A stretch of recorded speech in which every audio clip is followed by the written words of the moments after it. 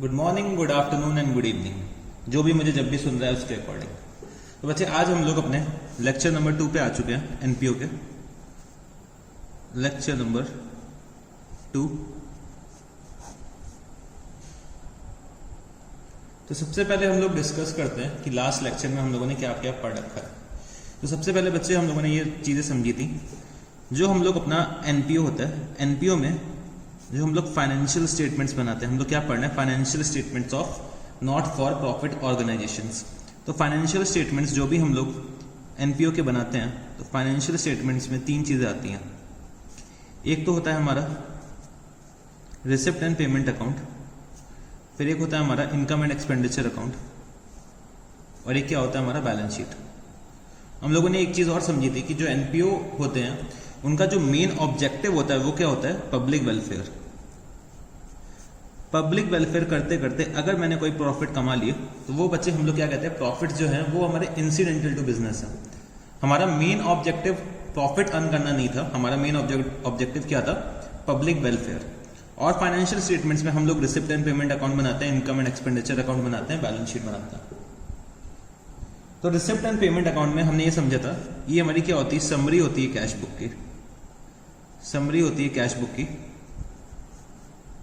और बच्चे जो रिसिप्ट एंड पेमेंट अकाउंट का जो नेचर होता है वो क्या होता है, just like an asset account होता है। मतलब रिसिप्ट एंड पेमेंट अकाउंट को मैं अपना रियल अकाउंट बोल सकता हूं। तो बच्चे इसको मैं अपना रिसिप्ट एंड पेमेंट अकाउंट को मैं कैश बेसिस ऑफ अकाउंटिंग में बनाता था। तो जितने भी मेरे कैश के रिसिप्ट होते हैं, जितने भी कैश के पेमेंट्स होते हैं, वो मैं अपने रिसिप्ट एंड पेमेंट अकाउंट में क्या करता हूँ, रिकॉर्ड करता हूँ। उसके बाद मैंने एक और चीज समझी थी कि मैं अपने रिसिप्ट एंड पेमेंट अकाउंट में सारे रेवेन्यू प्लस कैपिटल नेचर के ट्रांजैक्शंस को मैं रिकॉर्ड करता हूं अपने रिसिप्ट एंड पेमेंट अकाउंट में। तो बच्चे ये सब कुछ बातें हमने रिसिप्ट एंड पेमेंट अकाउंट की करी थी, और हमने 1 से 2 क्वेश्चंस भी करे थे रिसिप्ट एंड पेमेंट अकाउंट के। फिर हम लोगों ने इनकम एंड एक्सपेंडिचर अकाउंट शुरू करा था। तो बच्चे इनकम एंड एक्सपेंडिचर अकाउंट के बारे में मैंने आपको बताया था कि ये जो अकाउंट है वो हम लोग अक्रूअल बेसिस पे बनाते हैं, अक्रूअल बेसिस पे बनाते हैं, और इसमें सिर्फ रेवेन्यू नेचर के ट्रांजैक्शंस आते हैं। रेवेन्यू नेचर के ट्रांजैक्शंस हमारे इनकम एंड एक्सपेंडिचर में आते हैं। और बच्चे जो इनकम एंड एक्सपेंडिचर अकाउंट का जो नेचर था वो मैंने आपको बताया था कि नॉमिनल अकाउंट की तरह हमारा होता है। तो बच्चे इसकी एक साइड एक्सपेंडिचर होती है, एक साइड इनकम्स होती हैं। और बच्चे हम लोग ये इसलिए बनाते हैं कि जो हम लोग अपनी एक्टिविटीज परफॉर्म कर रहे हैं एनपीओ की, तो उससे जो भी हमारा सरप्लस या डेफिसिट है वो हम लोग कैलकुलेट कर सकें। तो हम लोग इससे अपना सरप्लस या डेफिसिट कैलकुलेट करते थे। तो बच्चे ये कुछ चीजें हम लोगों ने इनकम एंड एक्सपेंडिचर अकाउंट के बारे में पढ़ी थी, और इनकम एंड एक्सपेंडिचर अकाउंट पढ़ने के बाद हमने इसका एक क्वेश्चन भी करा था। इनकम एंड एक्सपेंडिचर अकाउंट में हम लोगों ने ये चीज, इनकम एंड एक्सपेंडिचर अकाउंट पढ़ने के बाद हम लोगों ने कुछ अपने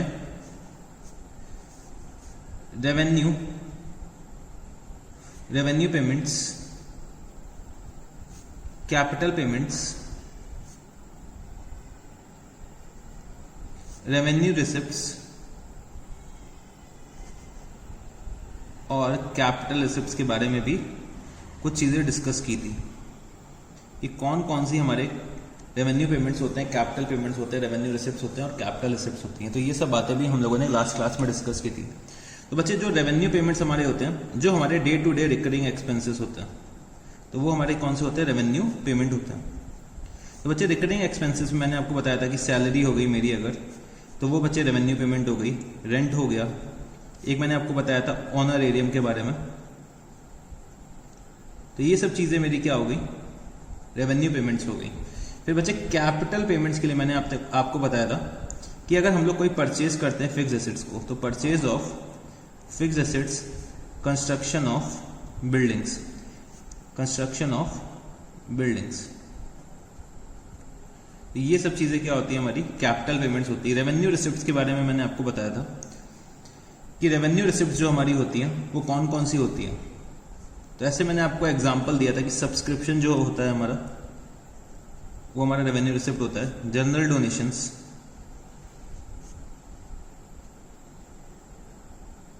cell of old newspaper, etcetera etcetera, क्या मैं कह सकता हूं अपना रेवेन्यू रिसिप्ट होता है। कैपिटल रिसिप्ट में मैंने आपको बताया था, एक तो लाइफ टाइम मेंबरशिप फीस, लेगसीज, और स्पेसिफिक डोनेशंस। स्पेसिफिक डोनेशंस ये सब मेरे क्या होते हैं, कैपिटल रिसिप्ट होते हैं, ठीक है। सेल ऑफ फिक्स्ड एसेट भी मेरा क्या माना जाता है, कैपिटल रिसिप्ट माना जाता है। तो बच्चे ये सब चीजें हम लोगों ने लास्ट क्लास में समझी थी। फिर हम लोग अपने बैलेंस शीट के पार्ट में पहुंच गए थे। बैलेंस शीट के बारे में हम लोगों ने शुरू करा था कि बैलेंस शीट हम लोग अपने फाइनेंशियल पोजीशन को असर्टेन करने के लिए बनाते हैं ऑन अ पर्टिकुलर डेट। फिर बैलेंस शीट के साथ मैंने आपको बताया था कि बैलेंस शीट जो हम लोग इसमें बनाने जा रहे हैं नॉट फॉर प्रॉफिट ऑर्गेनाइजेशंस के लिए, वो बच्चे सिमिलर होती है हमारे प्रॉफिट मेकिंग ऑर्गेनाइजेशन से। जैसे कि प्रॉफिट मेकिंग ऑर्गेनाइजेशंस में हम लोग क्या करते थे, कैपिटल से शुरू करते थे। तो बच्चे इसमें क्या होता है, कैपिटल फंड होता है। कैपिटल फंड क्यों होता है, क्योंकि यहाँ पे बहुत सारे मेंबर्स होते हैं जो मिलके एक कैपिटल फंड बनाते हैं। फिर बच्चे हम लोगों ने कुछ स्पेसिफिक डोनेशंस की बातें समझी थी कि अगर हम स्पेसिफिक डोनेशंस ले रहे हैं तो बच्चे वो हम स्पेसिफिक पर्पस के लिए यूज कर सकते हैं। अगर मैं आपको इसका एक और एग्जांपल लेना चाहूँ तो बच्चे आप लोगों ने एक मूवी देखी होगी। सर कौन सी मूवी? मुझसे शादी करोगे।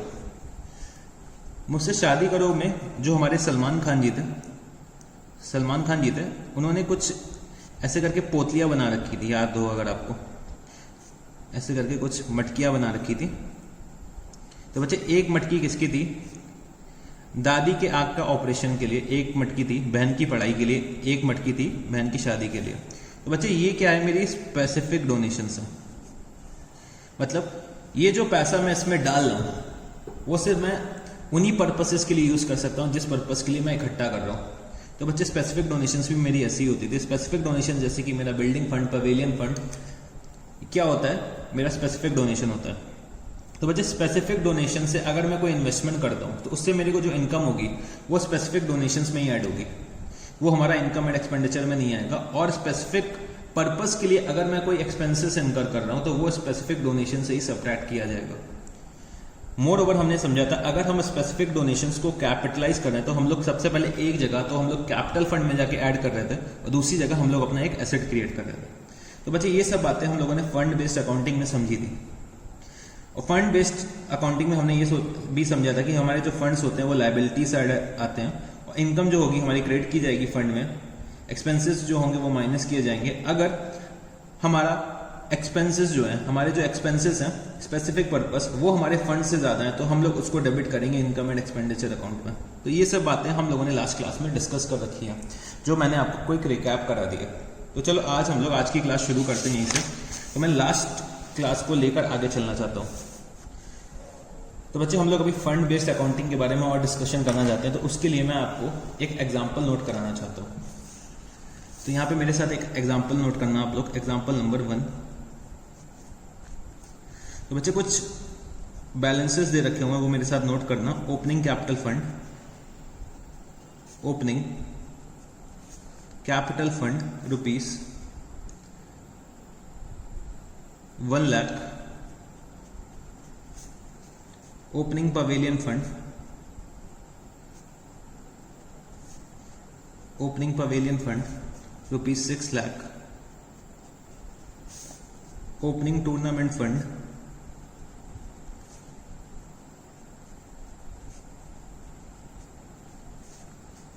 Rupees 2 lakh, pavilion fund investment, pavilion fund investment 60,000, donation for tournament, donation for tournament 65,000 rupees, tournament expenses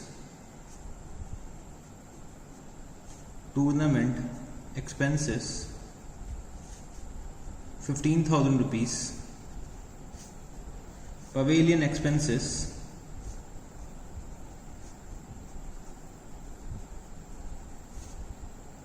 10,000 rupees, interest from pavilion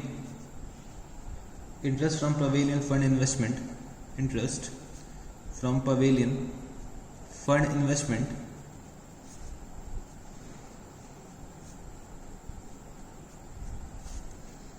2,000 rupees, donation for pavilion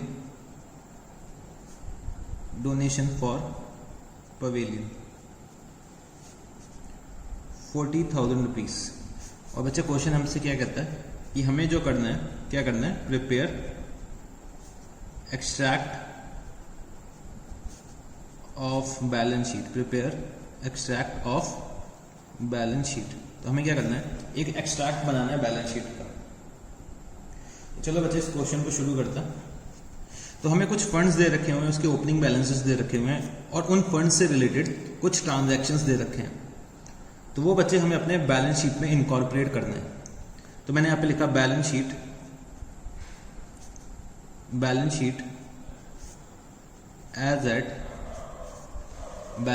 as eight जिस भी डेट पे हम बना रहे हैं। इसके बाद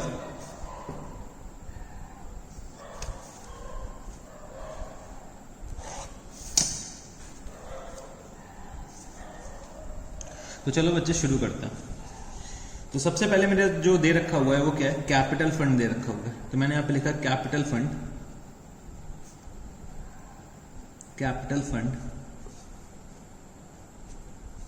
ओपनिंग बैलेंस।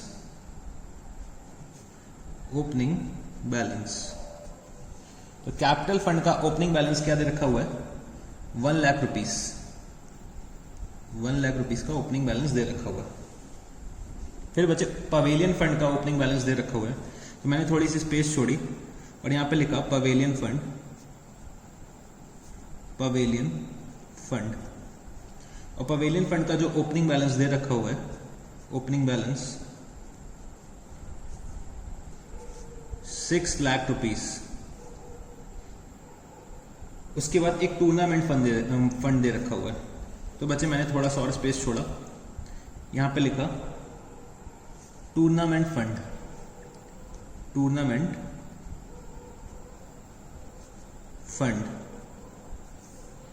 तो इसका ओपनिंग बैलेंस क्या दे रखा हुआ है, ओपनिंग बैलेंस टूर्नामेंट फंड का दे रखा हुआ है 2 लाख रुपीस।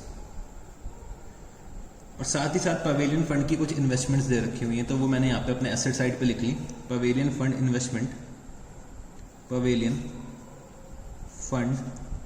इन्वेस्टमेंट। कितनी इन्वेस्टमेंट दे रखी हुई है, 60,000 रुपीज की इन्वेस्टमेंट दे रखी हुई है। फिर क्या दे रखा है कि डोनेशन फॉर टूर्नामेंट। तो बच्चे मेरे को टूर्नामेंट के लिए डोनेशन मिला, मतलब मेरा स्पेसिफिक डोनेशन है। स्पेसिफिक डोनेशन मेरा इनकम एंड एक्सपेंडिचर अकाउंट में नहीं आ सकता, तो मेरे को अपने टूर्नामेंट फंड में ऐड करना पड़ेगा। तो मैंने यहाँ पे लिखा प्लस डोनेशंस। बच्चे डोनेशंस मेरे को कितना मिला है टूर्नामेंट फंड के लिए, 65,000 रुपीज। फिर बच्चे कुछ टूर्नामेंट के एक्सपेंसेस हैं। तो बच्चे अगर मैंने स्पेसिफिक फंड बना रखा है तो बच्चे स्पेसिफिक एक्सपेंसेस मैं उस फंड से मीट करूंगा। तो मैंने यहाँ पे लिखा टूर्नामेंट एक्सपेंसेस कितना, 15,000 रुपीज के मेरे एक्सपेंसेस दे रखे हुए हैं। उसके बाद कुछ पवेलियन के एक्सपेंसेस दे रखे हुए हैं। तो मैंने यहाँ पे लिखा एक्सपेंसेस। तो बच्चे एक्सपेंसेस जो होंगे पवेलियन फंड के, मैं पवेलियन फंड से मीट आउट करूंगा। तो पवेलियन फंड के एक्सपेंसेस दे रखे हुए हैं 10,000 रुपीज के। Interest from pavilion fund investment. तो बच्चे जो भी इन्वेस्टमेंट्स कर रखी हैं किसी फंड से रिलेटेड, तो बच्चे उसमें अगर कोई इंटरेस्ट आता है तो वो हम लोग कहाँ पे ऐड करते हैं, उस फंड में ऐड कर देते हैं। तो बच्चे जो ये इंटरेस्ट है वो इस फंड में मैंने ऐड करा, और ये इंटरेस्ट को मैं अपने इनकम एंड एक्सपेंडिचर अकाउंट में ले नहीं जा सकता, क्योंकि ये मेरा क्या है, स्पेसिफिक फंड से रिलेटेड है। तो इंटरेस्ट मैंने क्या करा, इस फंड में ऐड करा, कितना, 2,000 रुपीज। और बच्चे मेरे को कुछ डोनेशंस भी पवेलियन फंड के लिए मिली हैं, तो डोनेशंस मैंने ऐड कर दी। कितनी, 40,000 रुपीज की। तो बच्चे इतने ट्रांजैक्शंस दे रखे थे, मैंने क्या करा, सबका टोटल करा। तो बच्चे कैपिटल फंड तो 1 लाख रुपीज ही रहेगा। पवेलियन फंड मेरा जो हो जाएगा वो कितना होगा, 6,32,000 रुपीज। और बच्चे जो मेरा टूर्नामेंट का टोटल आएगा, टूर्नामेंट फंड का, वो कितना आएगा, 2,50,000 रुपीज। तो बच्चे यहाँ पे मैंने अपना एग्जाम्पल नंबर 1 सॉल्व कर लिया। तो बच्चे एग्जाम्पल नंबर 1 में हमें ये सब चीज़ें करनी थी जो हम लोगों ने क्या करा, सॉल्व कर लिया। तो चलो बच्चे एक और एग्जाम्पल मेरे साथ नोट डाउन करो आप लोग। तो example number 2,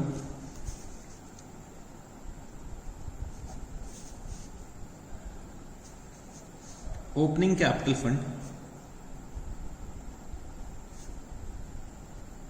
opening capital fund 1 lakh rupees, opening pavilion fund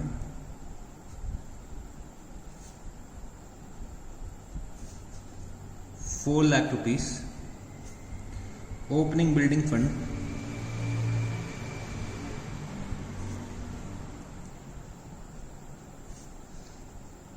10 lakh rupees, pavilion fund investment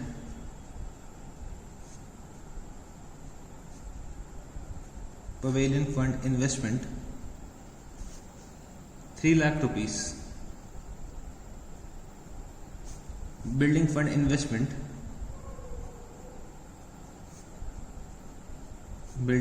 investment 6 lakh rupees, surplus 40,000 rupees, donation for pavilion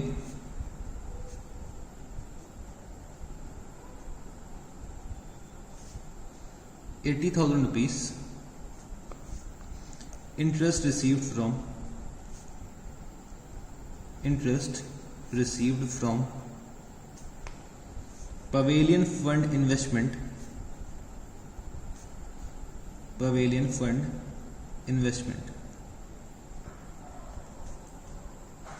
15,000 rupees, interest received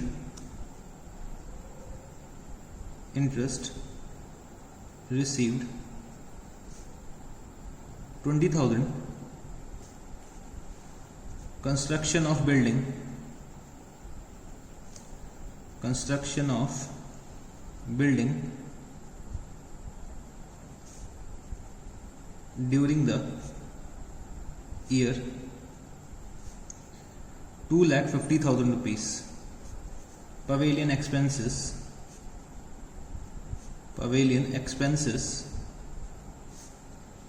6,000 rupees. तो बच्चे इतने ट्रांजैक्शंस दे रखे हुए हैं, ठीक है, इतने ट्रांजैक्शंस दे रखे हुए हैं और क्वेश्चन हमसे क्या कहता है कि प्रिपेयर बैलेंस शीट एक्सट्रैक्ट, तो क्वेश्चन हमसे क्या कहता है कि बैलेंस शीट का एक एक्सट्रैक्ट मेरे को बना के दिखा दो। तो चलो बच्चे इस क्वेश्चन को सॉल्व करने की कोशिश करते हैं। तो मेरे साथ एक बैलेंस शीट का एक्सट्रैक्ट आप लोग भी बना लीजिए। तो बैलेंस शीट एक्सट्रैक्ट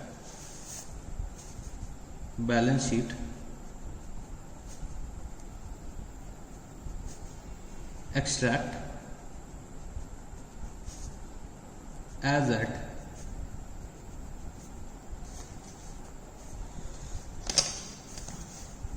तो बच्चे मैंने अपना लायबिलिटीज और कॉलम का एक एक कॉलम बना लिया और चलो अब हम लोग इस क्वेश्चन को सॉल्व करने की कोशिश करते हैं। तो सबसे पहले बच्चे मेरे को दे रखा हुआ है कैपिटल फंड, तो मैंने कैपिटल फंड यहां पे लिखा,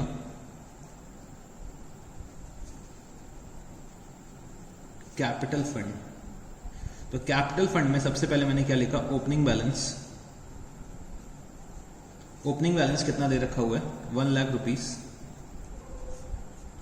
फिर बच्चे पवेलियन फंड का ओपनिंग बैलेंस दे रखा हुआ है, तो मैंने थोड़ा सा स्पेस छोड़ा और यहां पे लिखा pavilion fund opening balance 4 lakh rupees,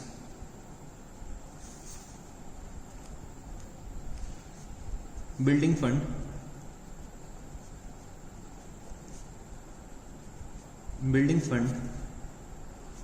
opening balance क्या दे रखा हुआ है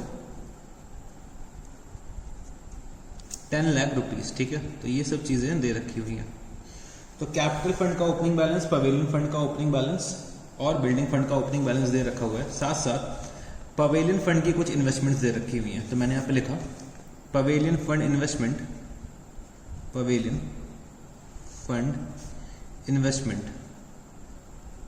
तो पवेलियन फंड इन्वेस्टमेंट दे रखा हुआ है मेरे को 3 लाख रुपीस का। बिल्डिंग फंड इन्वेस्टमेंट दे रखा हुआ है, बिल्डिंग फंड इन्वेस्टमेंट मेरे को दे रखा हुआ है 6 लाख रुपीस का। तो बच्चे ये सब डिटेल्स मेरे को क्या दे रखे थे, ओपनिंग बैलेंसेस दे रखे थे, वो सब मैंने क्या करा, नोट डाउन कर लिया। अब बच्चे मैं अपने ट्रांजैक्शंस को एक एक करके लिखना शुरू करता हूँ। तो सबसे पहला जो मेरा ट्रांजैक्शन है वो क्या, सरप्लस। तो बच्चे सरप्लस हम लोग अपने कैपिटल फंड में क्या करते हैं, ऐड करते हैं। तो सरप्लस 40,000 रुपीज। फिर बच्चे डोनेशन फॉर पवेलियन मिला है, तो मैंने यहाँ पे लिखा पवेलियन फंड में डोनेशंस। और बच्चे कितने डोनेशंस मिल रखे हैं, 80,000 रुपीज के डोनेशंस पवेलियन फंड के लिए मेरे को मिले हैं। फिर इसके बाद interest received from pavilion fund investment. तो बच्चे इंटरेस्ट मिल रहा है पवेलियन फंड इन्वेस्टमेंट से, तो वो बच्चे मैं क्या करूंगा, अपने पवेलियन फंड में इंटरेस्ट को मैं ऐड कर दूंगा। मैंने यहाँ लिखा इंटरेस्ट। और बच्चे कितना इंटरेस्ट मिला है मेरे को, 15,000 रुपीज का इंटरेस्ट मिला है, वो बच्चे मैंने यहाँ पे ऐड कर दिया। उसके बाद लिखा हुआ है इंटरेस्ट रिसीव्ड, और इसके अलावा कुछ भी नहीं दे रखा हुआ है। तो बच्चे ये क्या मानूंगा मैं कि ये मेरे जनरल इन्वेस्टमेंट से रिलेटेड कोई इंटरेस्ट रिसीव हुआ होगा, जब तक कि स्पेसिफिकली मेंशन नहीं है कोई फंड से रिलेटेड ये इंटरेस्ट है। तो बच्चे मैं अपने फंड्स में ऐड नहीं कर सकता, मैं ये मानूंगा कि ये क्या है, कोई जनरल फंड इन्वेस्टमेंट होगी मेरी, उस पर मेरे को इंटरेस्ट रिसीव हो रहा है 20,000 रुपीज का। तो वो बच्चे मेरा कहाँ पे जाएगा, इनकम एंड एक्सपेंडिचर अकाउंट में जाएगा। तो बच्चे मैंने यहाँ पे ये नोट लिख दिया एक एग्जामिनर के लिए, note interest received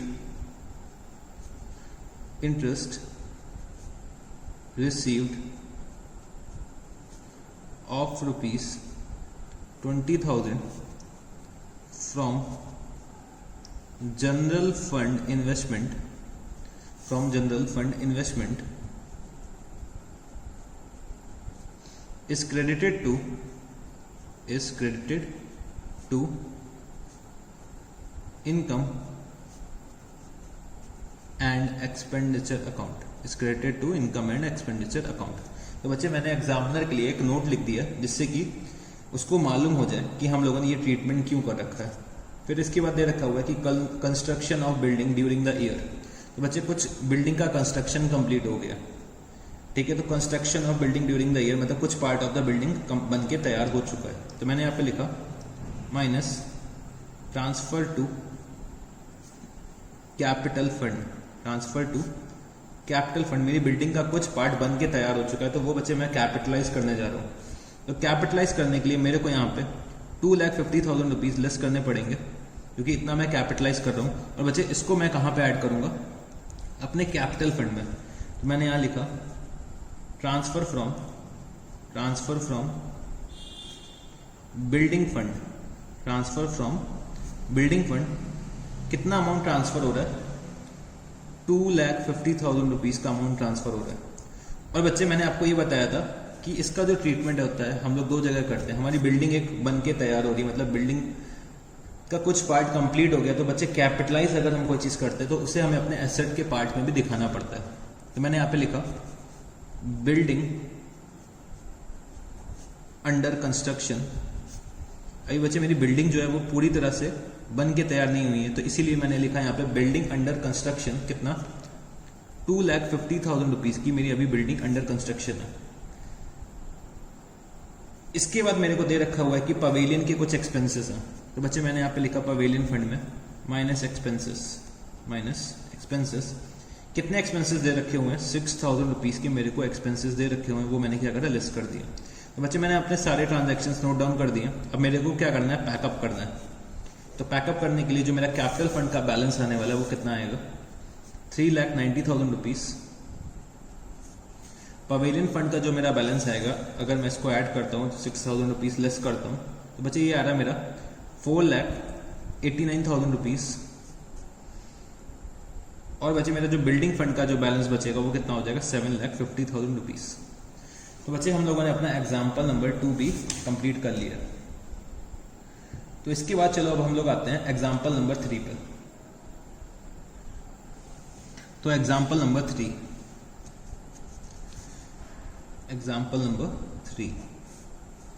opening capital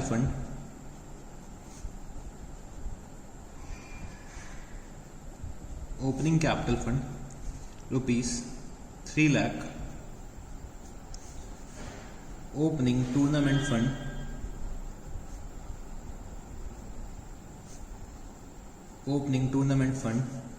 ₹50,000 opening pavilion fund,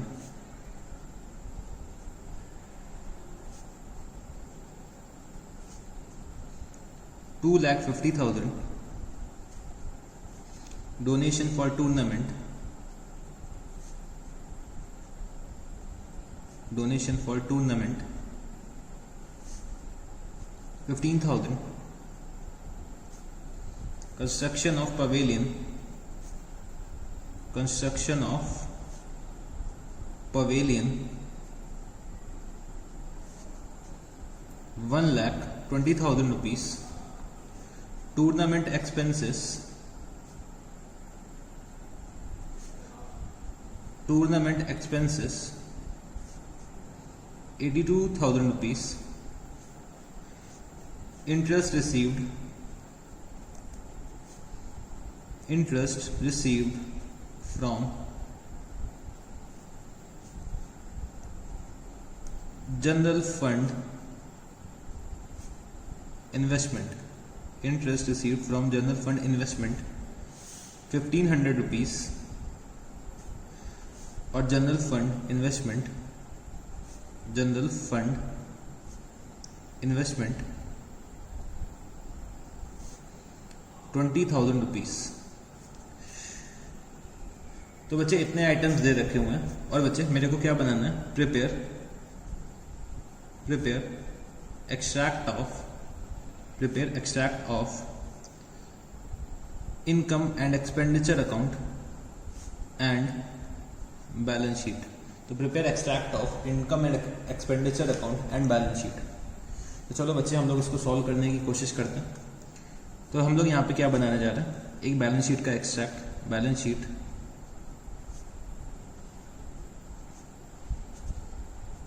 as at, बच्चे एक्सट्रैक्ट बना रहे हैं हम लोग बैलेंस शीट का।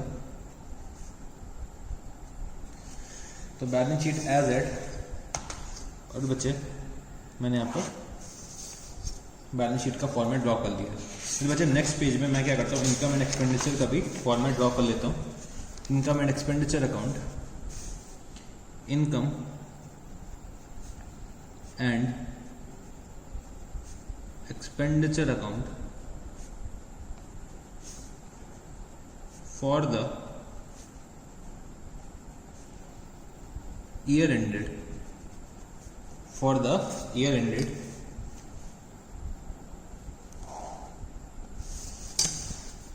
तो चलो बच्चे इस क्वेश्चन को सॉल्व करने की कोशिश करते हैं। तो जैसे कि मेरे को दे रखा हुआ है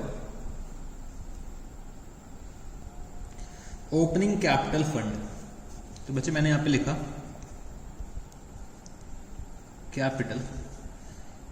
कैपिटल फंड,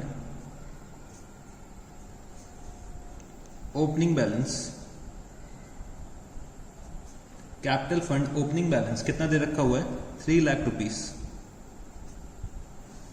फिर इसके बाद टूर्नामेंट फंड का भी ओपनिंग बैलेंस दे रखा हुआ है। तो बच्चे मैंने कुछ स्पेस छोड़ा और यहां पे लिखा tournament fund opening balance, tournament fund opening balance कितना, 50,000 रुपीज। फिर एक पवेलियन फंड भी दे रखा हुआ है, तो मैंने यहां पे लिखा पवेलियन फंड ओपनिंग बैलेंस कितना, 2,50,000 रुपीज। फिर बच्चे दे रखा हुआ है कि डोनेशन फॉर टूर्नामेंट, तो बच्चे टूर्नामेंट के लिए कुछ डोनेशन मिला है, तो मैंने यहां पे लिखा टूर्नामेंट फंड में प्लस डोनेशंस कितने डोनेशंस मिले मेरे को, 15,000 रुपीज के डोनेशंस रिसीव हुए। उसके बाद दे रखा है कि कंस्ट्रक्शन ऑफ पवेलियन रुपीज 1,20,000। तो बच्चे 1,20,000 रुपीज का पवेलियन जो है वो मेरा क्या हो चुका है, कंस्ट्रक्शन 1,20,000 रुपीज का कंप्लीट हो चुका है। तो बच्चे अभी तक मेरा पवेलियन जो है वो फुल्ली कंस्ट्रक्ट नहीं हुआ है, तो मैंने यहां पे लिखा minus transfer to capital fund कितना, 1,20,000 रुपीज। उसके बाद जो दे रखा हुआ है मेरे को अपने जो पवेलियन का फंड है वो मैं कहाँ पे ट्रांसफर करूंगा, अपने कैपिटल फंड में ट्रांसफर करूंगा। मैं अपने कैपिटल फंड में इसको लेकर जाऊंगा, तो मैंने यहाँ पे लिखा ट्रांसफर फ्रॉम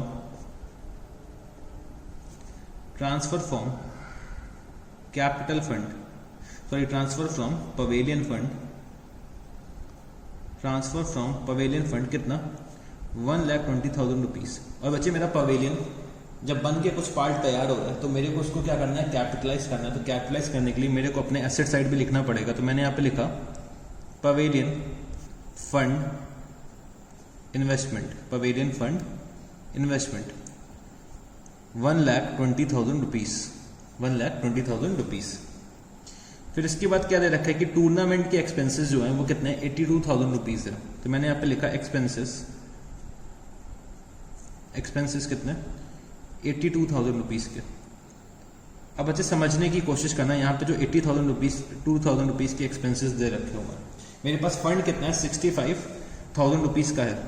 तो बच्चे मेरे पास जितना फंड होगा उतने ही तो मैं एक्सपेंसेस मीट आउट कर पाऊंगा। मतलब 65,000 के तो एक्सपेंसेस मैं अपने फंड से मीट आउट करूंगा।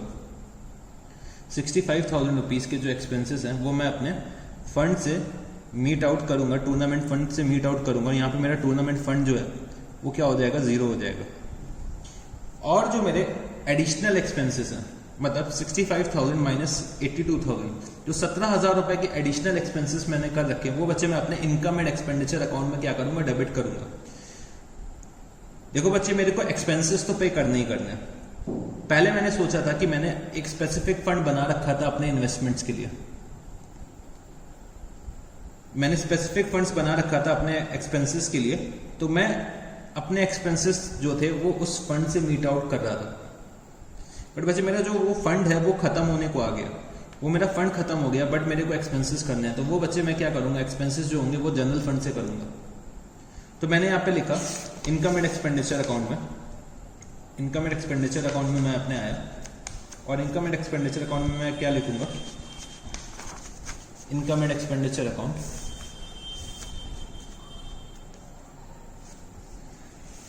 और यहाँ पे मैंने लिखा expenditure side to tournament expenses, और मैंने रेफरेंस के लिए लिख दिया 82,000 माइनस 65,000 कितना 17,000 रुपीज के जो एक्सपेंसेस है वो मैं जनरल फंड से मीट आउट करूंगा। फिर इसके बाद दे रखा है कि interest received from general fund investment. तो बच्चे जनरल फंड इन्वेस्टमेंट की जो इंटरेस्ट होता है वो हम कहाँ पे रिकॉर्ड करते हैं, अपने इनकम एंड एक्सपेंडिचर अकाउंट में। तो मैंने यहाँ पे लिखा bye interest received from general fund investment, interest received from general fund investment कितना 1,500 रुपीज। तो बच्चे ये चीज मैंने लिख दी है। और बच्चे मेरे जो क्वेश्चन में जनरल फंड इन्वेस्टमेंट दे रखा हुआ है वो कितना है 20,000 रुपीज है। तो वो मैंने अपने एसेट साइड्स पे रिकॉर्ड कर लिया। तो यहाँ पे मैं लिखता हूँ जनरल फंड इन्वेस्टमेंट कितना 20,000 रुपीज। तो बच्चे ये वाला क्वेश्चन भी मैंने यहाँ पे कंप्लीट कर लिया। तो अब मैं क्या करने जा रहा हूँ, पैकअप करने जा रहा हूँ। तो पैकअप के लिए मैंने यहाँ पे लिखा कैपिटल फंड का जो टोटल आ रहा है 4,20,000 रुपीज, पवेलियन फंड का जो बैलेंस आ रहा है वो कितना आ रहा है 1,30,000 रुपीज, और जो मेरा टूर्नामेंट फंड है वो 0 हो चुका है। और बच्चे मैंने अपना यहाँ पे इनकम एंड एक्सपेंडिचर अकाउंट भी बना रखा है, जो मेरे को सिर्फ क्या करना था, एक एक्सट्रैक्ट बनाना था। तो मैंने यहाँ पे ब्रैकेट में लिख दिया एक्सट्रैक्ट। तो बच्चे इतने ट्रांजैक्शंस को मेरे को ऐसे अपने बैलेंस शीट और इनकम एंड एक्सपेंडिचर अकाउंट में इस तरह से शो करने थे। तो बच्चे ये वाला एग्जाम्पल भी हम लोगों ने कंप्लीट कर लिया। तो चलो बच्चे, हम लोगों ने फंड बेस्ड अकाउंटिंग से रिलेटेड जो चीज़ें मेरे को आपको बतानी थी वो सब चीज़ें मैंने आपको बता दी हैं। अब हम लोग एक जो नया टॉपिक शुरू करने जा रहे हैं उसका नाम क्या है कि हम लोग अपनी सब्सक्रिप्शन की इनकम कैसे कैलकुलेट करते हैं। तो बच्चे ये जो है हमारा टॉपिक वो one of the most important topic है कि हम लोगों को अपनी सब्सक्रिप्शन की इनकम कैसे कैलकुलेट करनी होती है। तो मैंने यहाँ पे लिखा सब्सक्रिप्शन इनकम,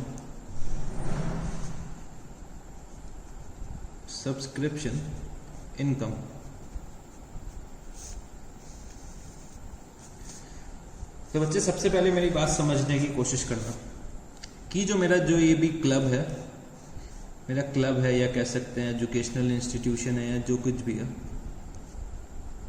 एजुकेशनल इंस्टीट्यूट है या फिर जो कुछ भी है, एक एनपीओ ऑर्गेनाइजेशन है, ठीक है, नॉन प्रॉफिट एक ऑर्गेनाइजेशन है ये मेरी। और बच्चे जो इसकी मेन सोर्स ऑफ इनकम होती है वो उसके मेंबर्स से जो वो अर्न करता है। तो जो इसके मेंबर्स होते हैं वो बहुत सारे होते हैं। मेंबर्स क्या करते हैं, अपने एनपीओ को चलाने के लिए, नॉन प्रॉफिट ऑर्गेनाइजेशंस को चलाने के लिए क्या करते हैं, मेंबरशिप फीस हर साल पे करते हैं, मेंबरशिप फीस पे करते हैं। और बच्चे ये लोग क्लब के कुछ बेनिफिट्स उठाते हैं और ये क्लब को चलाने में हेल्प करते हैं मेंबरशिप फीस के थ्रू। तो बच्चे जो मेंबरशिप फीस होती है वो क्लब की मेन सोर्स ऑफ इनकम होती है। तो सब्सक्रिप्शन मेंबरशिप जो फीस होती है वो क्या होती है, क्लब की मेन सोर्स ऑफ इनकम होती है। इसी मेंबरशिप फीस को हम लोग क्या बोलते हैं, सब्सक्रिप्शन। तो बच्चे कुछ मेंबर्स होते हैं वो लाइफ टाइम मेंबरशिप फीस एक बार में पे कर देते हैं। तो वो बच्चे हम लोगों ने समझा था कि वो कैपिटल रिसिप्ट हमारी होती है और वो कैपिटल रिसिप्ट हम लोग कहाँ पे ऐड कर देते हैं, अपने कैपिटल फंड में जाके उसे ऐड कर देते हैं। बट बच्चे जो हम लोग ईयरली बेसिस पे जो भी सब्सक्रिप्शन रिसीव कर रहे हैं उसको हमें कैसे अकाउंट फॉर करना है। देखो बच्चे क्या होता है, एग्जाम में हमसे सब्सक्रिप्शन इनकम से रिलेटेड बहुत से क्वेश्चंस पूछे जा सकते हैं। तो उसके लिए हमें क्या करना है, अपने आप को प्रिपेयर करना है। तो बच्चे सब्सक्रिप्शन इनकम कैसे निकालनी होगी, हमें ये सबसे पहले समझने की जरूरत है। तो हमें हर साल कुछ ना कुछ सब्सक्रिप्शन पे करना होगा जिससे कि हमारी मेंबरशिप बनी रहे क्लब की। तो सबसे पहला जो सबसे इजी तरीका होता है मेंबरशिप सब्सक्रिप्शन निकालने का, अगर हमें पता चल जाए कि मेरे यहाँ क्लब में कितने मेंबर्स हैं, मतलब टोटल मेंबर्स कितने हैं, टोटल मेंबर्स मेरे क्लब में कितने हैं, और बच्चे मेरे को पता चल जाए कि जो मेरी पर मेंबर फीस क्या है, तो मेंबरशिप फीस क्या है मेरी, मेंबरशिप फीस या कह सकता हूँ सब्सक्रिप्शन, इसको मैं ऐसे लिख सकता हूँ subscription per member, subscription per member. अगर मेरे को ये पता चल जाए तो मेरे को अपनी subscription income for the year नहीं पता चल जाएगी। अगर मैं इसको ऐसा फॉर्मूला लिखता हूँ यहाँ पे, सब्सक्रिप्शन इनकम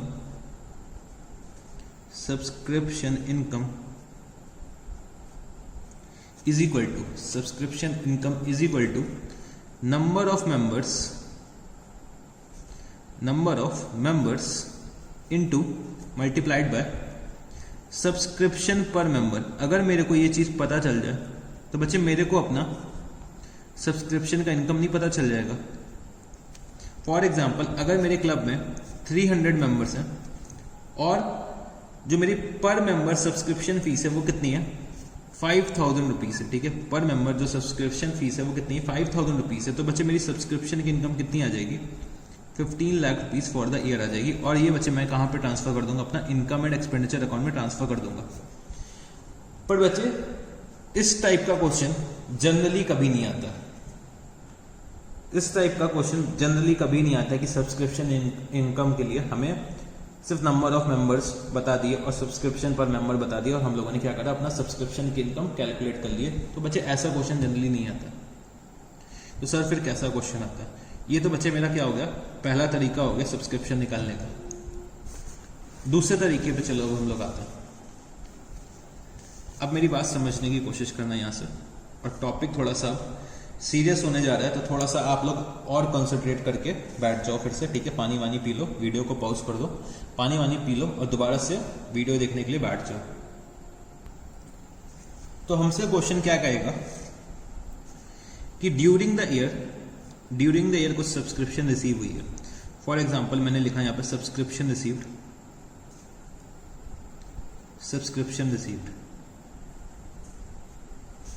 फॉर 1920। मेरे को 1920 में जो सब्सक्रिप्शन रिसीव हुई है वो कितना है, 5 लाख रुपीस रिसीव हुआ है। तो बच्चे ये मेरी सब्सक्रिप्शन जो इनकम होगी वो मेरे रिसिप्ट एंड पेमेंट अकाउंट में ये अमाउंट आ रहा होगा, क्योंकि ये मैंने क्या करा है, रिसीव करा है। तो मेरा रिसिप्ट एंड पेमेंट अकाउंट में ये सब्सक्रिप्शन इनकम आ रही होगी। फिर क्वेश्चन हमसे क्या कहेगा कि subscription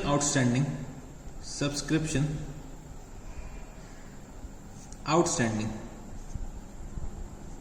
for 1819, subscription outstanding for 18-19 received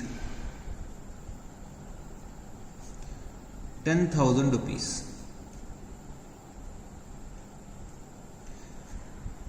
subscription outstanding for 19-20, ठीक है। सब्सक्रिप्शन आउटस्टैंडिंग फॉर 2019-20 कितना दे रखा हुआ है, लेट्स टेक 5,000 रुपीज दे रखा हुआ है। और हमसे क्वेश्चन क्या कहेगा, सब्सक्रिप्शन इनकम निकालो। तो calculate subscription income, calculate subscription income. हमें क्या करना होगा, सब्सक्रिप्शन की इनकम निकाल के दिखाना होगा। अब बच्चे समझने की कोशिश करना, मैंने कितना रिसीव करा during the year, 5 lakh rupees receive करा। अगर मैं इसको सॉल्व करना चाहूँ तो मैं इसे कैसे लिखूंगा इसे। तो बच्चे मेरे को जो रिसीव हुआ है वो कितना रिसीव हुआ है, 5 lakh rupees during the year receive हुआ है 19-20 में। मेरे को सब्सक्रिप्शन इनकम निकालनी कौन सी ईयर की है, 2019-20 की सब्सक्रिप्शन इनकम मेरे को निकालनी है। 5 लाख रुपीज मेरे को ड्यूरिंग द ईयर रिसीव हुआ है। तो ये बच्चे मेरे को क्या हुआ है, कैश रिसीव हुआ है। और बच्चे मेरे को एक्रूअल बेसिस पे जाना है, कैश से एक्रूअल बेसिस पे जाना है, कैश से एक्रूअल बेसिस पे जाना है। तो बच्चे जितने भी मेरे आउटस्टैंडिंग प्रीपेड के आइटम्स होंगे, मतलब आउटस्टैंडिंग या एडवांस के आइटम्स होंगे, वो मेरे को क्या करना पड़ेगा, अपने सब्सक्रिप्शन जो रिसीव हुआ है उसमें एडजस्ट करना होगा। अब बच्चे समझने की कोशिश करना, सब्सक्रिप्शन आउटस्टैंडिंग फॉर 2018-19 रिसीव्ड ₹10,000। तो बच्चे जो मेरा सब्सक्रिप्शन था 18-19 का, 2018-19 का, वो बच्चे मेरे को 19-20 में मिला है। अब समझने की कोशिश करना, मैं इसको और अच्छे से समझाने की कोशिश करता हूं। ये मान लो मेरा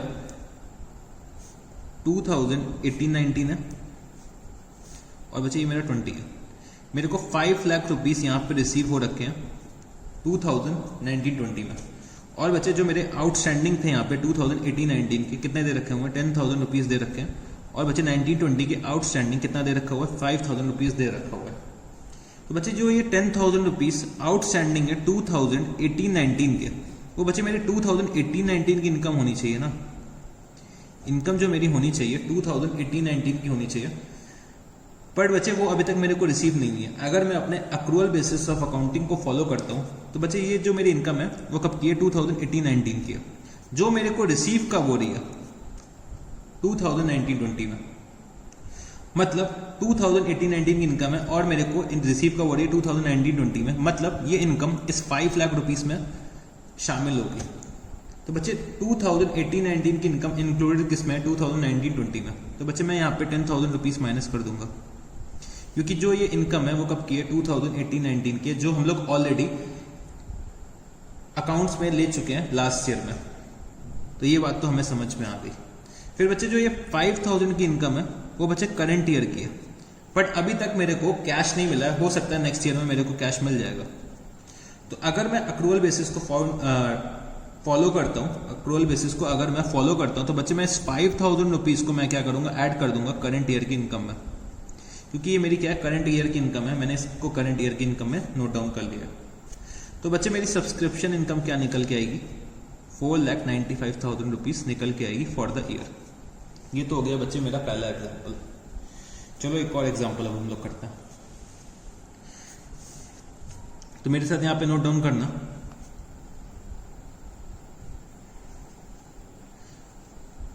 चलो इस बार चार्ट बनाते हैं हम लोग, चार्ट के थ्रू ही समझने की कोशिश करते हैं। तो ये है मेरा 2018, 2019 और 2020। तो मेरे को 2019-20 की इनकम निकालनी है, ठीक है। मेरे को जो इस बार कैश रिसीव हुआ है, कैश कितना रिसीव हुआ है मेरे को इस बार, 7 लाख रुपीज रिसीव हुआ है। तो ये बच्चे मेरा जो ये अमाउंट आ रहा होगा वो कहां से आ रहा होगा, रिसिप्ट एंड पेमेंट अकाउंट से आ रहा होगा। तो 7 लाख रुपीज का मेरे को कैश रिसीव हुआ। और बच्चे क्वेश्चन में मेरे को क्या दे रखा है कि सब्सक्रिप्शन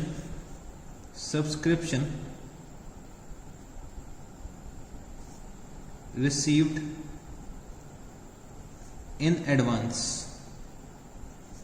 in 2018-19 for 2019-20 rupees 30,000। और बच्चे यहाँ पे दे रखा हुआ है subscription received in advance for 2021 और 2021। तो ये बच्चे मेरे को दे रखा हुआ है और लिखा हुआ है कि calculate subscription income, calculate subscription income, calculate subscription income. मेरे को क्या करना है, सब्सक्रिप्शन इनकम निकाल के दिखाना है। अब बच्चे समझने की कोशिश करना, मेरे को 7 लाख रुपीस का कैश रिसीव हुआ है, 7 लाख रुपीस का कैश रिसीव हुआ है। तो बच्चे मेरे को कैश से अक्रूवल बेसिस ऑफ अकाउंटिंग में जाना है। तो बच्चे मेरे को क्या करना होगा, कुछ एडजस्टमेंट्स करनी होंगी। अब समझने की कोशिश करना, जो मेरा पहला एडजस्टमेंट दे रखा हुआ है वो क्या दे रखा हुआ है कि subscription received in advance in 2018-19 for 1920 in 2018-19 for 2019-20। मतलब 30,000 रुपए मेरे को 2018-19 में रिसीव हो गए, मतलब कैश मेरे को मिल गया। बट बच्चे जो ये इनकम है वो कब की है, 1920 की है। तो एक्रूअल बेसिस ऑफ अकाउंटिंग अगर हम लोग फॉलो करेंगे तो बच्चे ये जो इनकम होनी चाहिए वो कब की होनी चाहिए, 2019-20 की होनी चाहिए। कैश भले ही मेरे को पहले मिल गया हो। तो बच्चे जो मेरी 2019-20 की इनकम जो मैं कैलकुलेट कर रहा हूँ, इसमें मैं क्या करूंगा, 30,000 रुपीज में ऐड कर दूंगा, क्योंकि वो 7 लाख रुपीज में इंक्लूडेड नहीं होगा। 7 लाख रुपीज में क्या होगा, जो करंट ईयर में मेरे को कैश रिसीव हुआ है। तो ये बच्चे मेरे को लास्ट ईयर में कैश रिसीव हो चुका है, तो इसको मेरे को करंट ईयर की इनकम दिखाना पड़ेगा। तो मैंने यहाँ पे लिखा 7 lakh plus 30,000 rupees, 7 lakh plus 30,000 rupees. और उसके बाद क्या दे रखा है कि subscription received in advance for 2021, शायद मैं यहाँ पे अमाउंट लिखना भूल गया हूँ, तो 20,000 rupees subscription received in advance for 2021। मेरे को 2019-20 के एंड में कुछ सब्सक्रिप्शन नेक्स्ट ईयर की एडवांस में मिल गई है। तो बच्चे नेक्स्ट ईयर की जो सब्सक्रिप्शन मेरे को करंट ईयर में रिसीव हुई है वो बच्चे मेरे नेक्स्ट ईयर की इनकम बनेगी। तो बच्चे ये जो 20,000 का मेरे को कैश रिसीव हुआ है वो मेरे नेक्स्ट ईयर की इनकम है। मतलब मेरे को 20,000 रुपीज क्या करना पड़ेगा, लेस करना पड़ेगा। तो मैंने यहाँ पे लिखा जो मेरी सब्सक्रिप्शन की इनकम होगी वो कितनी होनी चाहिए, 7,10,000 रुपीज होनी चाहिए। तो बच्चे आपको ये एग्जाम्पल भी समझ में आ गया होगा। तो चलो अब हम लोग एक और एग्जाम्पल डिस्कस करते हैं। तो जो हमारा नेक्स्ट एग्जाम्पल होने जा रहा है, एग्जाम्पल नंबर 3, वो हम लोग करने की कोशिश करते हैं। तो चलो मेरे साथ नोट डाउन करना, subscription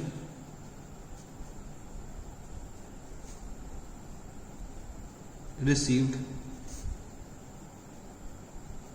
during the year, subscription received during the year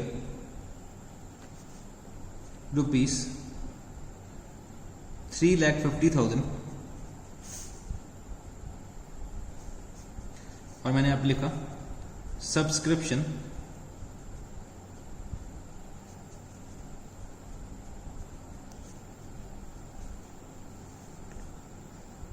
for, या लिख सकता हूं subscription outstanding at the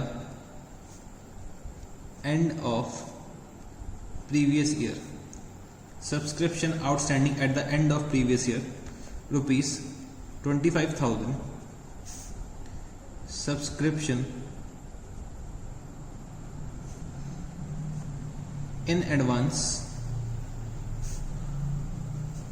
at the end of previous year 30,000, subscription outstanding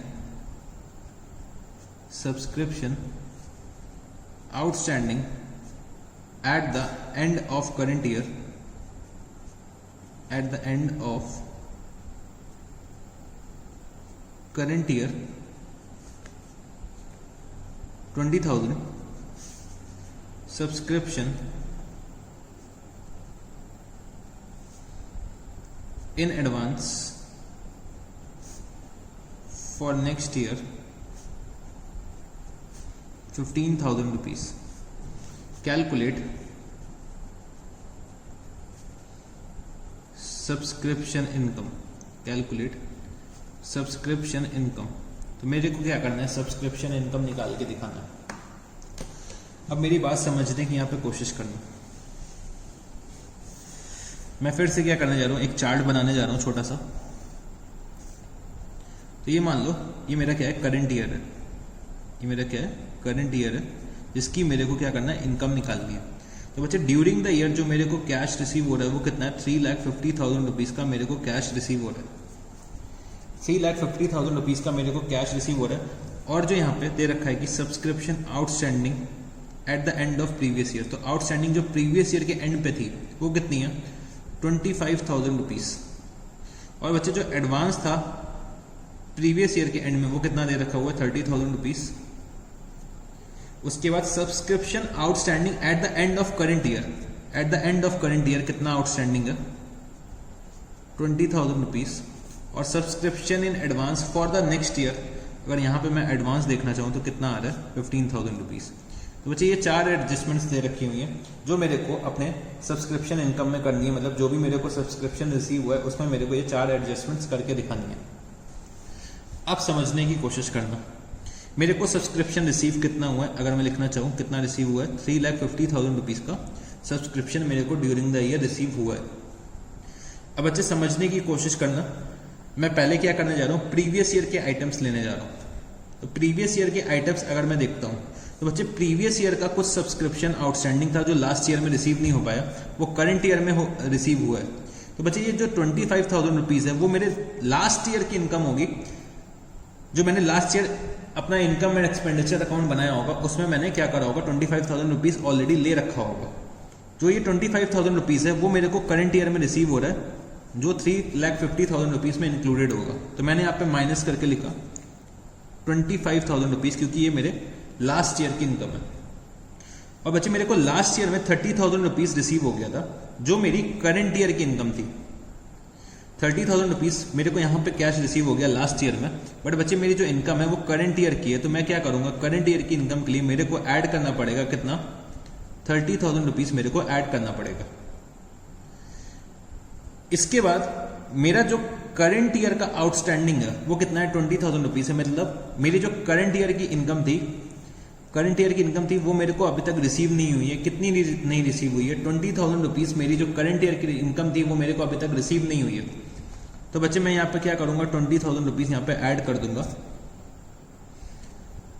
और बच्चे मेरे पास एडवांस है 15,000 रुपए का जो मेरा नेक्स्ट ईयर का है। मतलब मेरे को कैश करंट ईयर में मिल गया, कैश जो है करंट ईयर में मिल गया, बट मेरी जो इनकम है वो मेरी नेक्स्ट ईयर की है। तो इनकम मेरी नेक्स्ट ईयर की है और मेरे को कैश मिल गया। तो बच्चे मैं जितना भी कैश मिला वो मैं लेस कर दूंगा, तो मेरी क्या हो जाएगी, करंट ईयर की इनकम मेरे को पता चल जाएगी। क्योंकि जो ये 15,000 की इनकम है वो मेरी नेक्स्ट ईयर की इनकम है। तो अगर मैं इसको सॉल्व करता हूँ, तो क्या निकल के आएगा, तो 3,50,000 प्लस 50,000 कितना हो जाएगा, 4 लाख माइनस 40,000, तो कितना आ जाएगा, 3,60,000 रुपीज की मेरी जो होगी सब्सक्रिप्शन इनकम आ जाएगी। सब्सक्रिप्शन इनकम मेरी कितनी आ जाएगी, 3,60,000 रुपीज की आ जाएगी। तो बच्चे ये चीज आपको समझ में आई होगी कि हमें ये सब एडजस्टमेंट्स करने पड़ते हैं। ये चीज तो था कि हमने क्या करा, एडजस्टमेंट्स को समझा और अकाउंट फॉर करा। कुछ बच्चे होते हैं कि सर आप मेरे को बता दो बस करना क्या है, हम याद कर लेंगे। तो बच्चे मैं आपको वो तरीका भी बताऊंगा कि आप लोग याद कर लोगे तभी भी आपका आंसर निकल के सही आ जाएगा। तो पहले एक बार मैं और समझाने की कोशिश करता हूँ आप लोगों को, एक बार और समझने की कोशिश करो। उसके बाद भी अगर समझ में नहीं आता तो बच्चे क्या करना, मैं आपको कुछ एक तरीका बताऊंगा, आप इसको क्या करना, याद कर लेना और आपका हमेशा सब्सक्रिप्शन इनकम का जो आंसर आएगा, सब्सक्रिप्शन इनकम जो आपकी निकल के आएगी वो बिल्कुल सही निकल के आएगी। तो चलो एक और एग्जाम्पल हम लोग लेते हैं। तो मैं क्या करता हूँ बच्चे, मैं पढ़ाता हूँ। अब समझने की कोशिश करना, ये मेरा क्या है, 2017, 2018, 2019 और 2020। अब समझने की कोशिश करना, मैंने 2018-19 की इनकम निकालनी है, ठीक है। मेरे को 2018-19 की इनकम निकालनी है, इस ईयर की 2018-19 की इनकम निकालनी है। और मैं क्या करता हूँ, आप लोगों को टीच करता हूँ। तो बच्चे मेरे को जो 2018-19 में कैश रिसीव हुआ है वो कितना रिसीव हुआ है, लेट्स टेक 2 लाख रुपीज का मेरे को कैश रिसीव हुआ है। 2 लाख रुपए मेरे को कैश में मिले। तो बच्चे मैंने कुछ 2017-18 में बहुत सारे बच्चों को पढ़ाया था, बहुत सारे बच्चों को ऐसे पढ़ाया था। तो कुछ बच्चे बहुत अच्छे थे कि उन्होंने मेरे को करंट ईयर में ही फीस दे दी थी। कुछ बच्चे मेरे क्या थे, बदमाश थे, उन्होंने कहा कि सर मेरे पास अभी पैसे नहीं है। तो मेरा जो ईयर एंड आया तो उन बच्चों ने मेरे को पैसे नहीं दिया, तो वो मेरा क्या हो गया, आउटस्टैंडिंग हो गया। पर बच्चे मैंने उनको सर्विसेज का प्रोवाइड कर रखी है, 2017-18 में प्रोवाइड कर रखी है। तो बच्चे जो मेरी 2017-18 की इनकम है वो फीस मैं क्या कर चुका हूँ, इंक्लूड कर चुका हूँ, बट मेरे को अभी तक कैश में रिसीव नहीं हुई है। तो बच्चे वो उन बच्चों ने मेरे को 2018-19 में जाके मेरे को पैसा दिया होगा। तो वो पैसा जो मेरे को रिसीव हुआ है वो मैं क्या करता हूँ, लेस कर देता हूँ। तो मैंने यहाँ पे लिखा -10,000 रुपीज, ठीक है। तो कुछ बच्चे मेरे बहुत अच्छे थे, उन्होंने मेरे से ये बोला कि सर मेरे को आपसे नेक्स्ट ईयर भी पढ़ना है, मेरे को आपसे नेक्स्ट ईयर भी पढ़ना है, तो अभी से आप थोड़ा सा एडवांस फीस ले लो नेक्स्ट ईयर के लिए, नेक्स्ट ईयर के लिए आप थोड़ा सा एडवांस फीस ले लो। तो बच्चे जो मेरे को फीस मिली है वो 2018 के एंड में मिल गई है। और कब के लिए मिली है, 2018-19 के लिए मिली है। मतलब मेरी 2018-19 की इनकम है वो मेरे को कैश में मिल गई 2017-18 में। तो बच्चे मैं अपनी इनकम निकालने के लिए क्या करूंगा, उस फीस को ऐड करूंगा। लेट्स टेक 15,000 रुपीज मेरे को रिसीव हुआ है। फिर जब मेरा 2019 का एंड आया तो मेरे कुछ बच्चे जो बदमाश थे उन्होंने फिर से पैसा नहीं दिया। तो कुछ बच्चे मेरे आउटस्टैंडिंग था, कुछ फीस मेरी क्या थी, आउटस्टैंडिंग थी। उन्होंने कहा कि सर हम आपको नेक्स्ट ईयर फीस दे देंगे। तो बच्चे जो मैंने सर्विसेज प्रोवाइड करी होंगी, कब करी होंगी, 2018-19 में अपनी सर्विसेज प्रोवाइड करी होंगी। तो बच्चे मेरी इनकम किसकी होनी चाहिए, 2018-19 की होनी चाहिए। लेट्स टेक 20,000 रुपीज की मेरी क्या थी, इनकम थी। और कुछ बच्चे यहाँ पे मेरे बहुत अच्छे थे, फिर से उन्होंने क्या करा, मेरे को एडवांस दे दिया और बोला कि सर हम आपसे नेक्स्ट ईयर भी फिर से पढ़ेंगे। तो बच्चे जो मेरी इनकम होगी वो कब की होगी, 2019-20 की होगी। और मेरे को कैश कब मिल गया होगा, 2018-19 में मिल गया होगा। मतलब मैंने यहाँ पे लेस करना है कितना, लेट्स टेक 5,000 रुपीज। तो बच्चे जो मेरी इनकम निकल के आएगी वो कितनी आएगी, अगर मैं निकालना चाहूँ तो जो मेरी इनकम निकल के आएगी वो आ रही है 2,35,000 माइनस 15,000, 2,20,000 रुपीज की मेरी करंट ईयर की इनकम निकल के आएगी। मतलब कुछ आइटम्स को मेरे को ऐड करना है, कुछ आइटम्स को मेरे को लेस करना है। अगर मैं इसको अपना एक फॉर्मेट में लेकर आता हूँ, ठीक है, अगर आपको ये चीज़ समझ में आ गई तो बहुत अच्छी बात है। अगर नहीं समझ में आई तो मैं आपको एक फॉर्मेट देने जा रहा हूँ। इसमें बच्चे ऐसा कुछ है नहीं, क्योंकि जो मेरी करंट ईयर की आउटस्टैंडिंग है, मतलब करंट ईयर की आउटस्टैंडिंग है, वही बच्चे मेरी इनकम में ऐड करूंगा। जो मेरे लास्ट ईयर की आउटस्टैंडिंग है वो मैं क्या करूंगा, लेस करूंगा। जो मैंने लास्ट ईयर में एडवांस रिसीव कर लिया था वो मेरी करंट ईयर की इनकम में मैं जाके ऐड करूंगा। और जो बच्चे मैंने नेक्स्ट ईयर के लिए एडवांस रिसीव करंट ईयर में कर लिया वो बच्चे मैं क्या करूंगा, लेस करूंगा। ये चीज़ें बहुत ईजी है समझने के लिए। अगर फिर भी आपको नहीं समझ में आ रहा तो मैं आपको एक तरीका बताने जा रहा हूँ जो आपको बस याद कर लेना और आपका क्वेश्चन सॉल्व हो जाएगा। तो कभी कभी हमसे क्वेश्चन क्या कहता है, मेरे साथ नोट डाउन अप करना, ठीक है। Calculation of subscription income, calculation of subscription income. तो सबसे पहले मेरे को क्या लिखना होगा, total subscription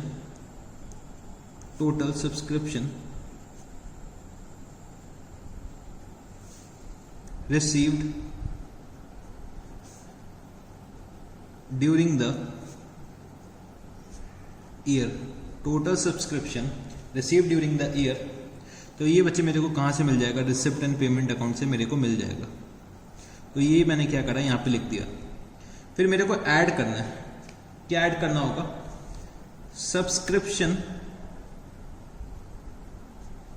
subscription outstanding at the end of current year, subscription outstanding at the end of current year मेरे को ऐड करना होगा।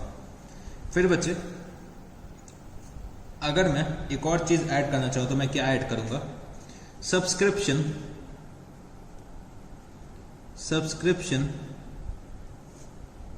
रिसीव्ड इन एडवांस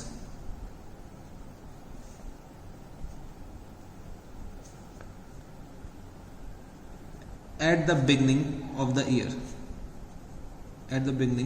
year या फिर मैं लिख सकता हूं eight the end of the previous year. तो ये दोनों आइटम्स मेरे को क्या करना होगा, ऐड करने होंगे। तो इसको मैं eight the beginning of the year लिख लूं, चाहूं तो मैं इसको eight the end of previous year, ठीक है, eight the end of previous year. फिर बच्चे मेरे को दो आइटम्स लिस्ट करने होंगे। क्या लिस्ट करना होगा, subscription outstanding at the beginning. तो subscription outstanding at the beginning of the current year जो होगा वो मेरे को क्या करना होगा, लिस्ट करना होगा। और बच्चे subscription received in advance, subscription received in advance at the end, subscription received in advance at the and मेरे को क्या करना होगा, लिस्ट करना होगा। मतलब जो मेरे नेक्स्ट ईयर की इनकम होगी वो मेरे को क्या करना होगा, लिस्ट करना होगा। तो बच्चे जो चीज़ें अभी मैंने समझाई हैं उसको मैंने एक फॉर्मेट में उतार दिया और यहाँ पे जो निकल के आएगा वो मेरा क्या होगा, subscription income for the year आ जाएगी। Subscription income for the year आ जाएगी, सब्सक्रिप्शन इनकम। तो बच्चे मैंने यहाँ पे सब्सक्रिप्शन इनकम अपनी कैलकुलेट कर लिया। अगर मैं देखना चाहूँ तो बच्चे वही चीज़ मैंने क्या करा, एक फॉर्मेट में मैं लेकर आया हूँ। जो चीज़ें मैंने अभी समझाने की कोशिश करी थी उसी को मैंने क्या करा, एक फॉर्मेट का रूप दे दिया। और इस फॉर्मेट में अगर आप सारी इंफॉर्मेशन रख दोगे तो बच्चे आपका सब्सक्रिप्शन इनकम निकल के आ जाएगा। आपका जो सब्सक्रिप्शन इनकम है वो क्या होगा, निकल के आ जाएगा। तो कभी कभी एग्जामिनर हमसे क्या कहते हैं कि हमें क्या करना है, सब्सक्रिप्शन अकाउंट बनाना है। तो अगर सब्सक्रिप्शन अकाउंट बनाने के लिए हमसे एग्जामिनर कहता है तो हम लोग सब्सक्रिप्शन अकाउंट भी बना के दिखा सकते हैं। ये तो मैंने क्या करा, सब्सक्रिप्शन इनकम को कैलकुलेट करने के लिए एक फॉर्मेट बता दिया कि इस तरीके से हम लोग सब्सक्रिप्शन इनकम निकाल सकते हैं in the form of statement. But कभी कभी हमसे एग्जामिनर कहता है कि मेरे को सिर्फ सब्सक्रिप्शन अकाउंट चाहिए, तो हम लोगों को उस केस में सब्सक्रिप्शन अकाउंट भी बनाना आना चाहिए। तो सब्सक्रिप्शन अकाउंट हम लोग कैसे बनाते हैं, सब्सक्रिप्शन अकाउंट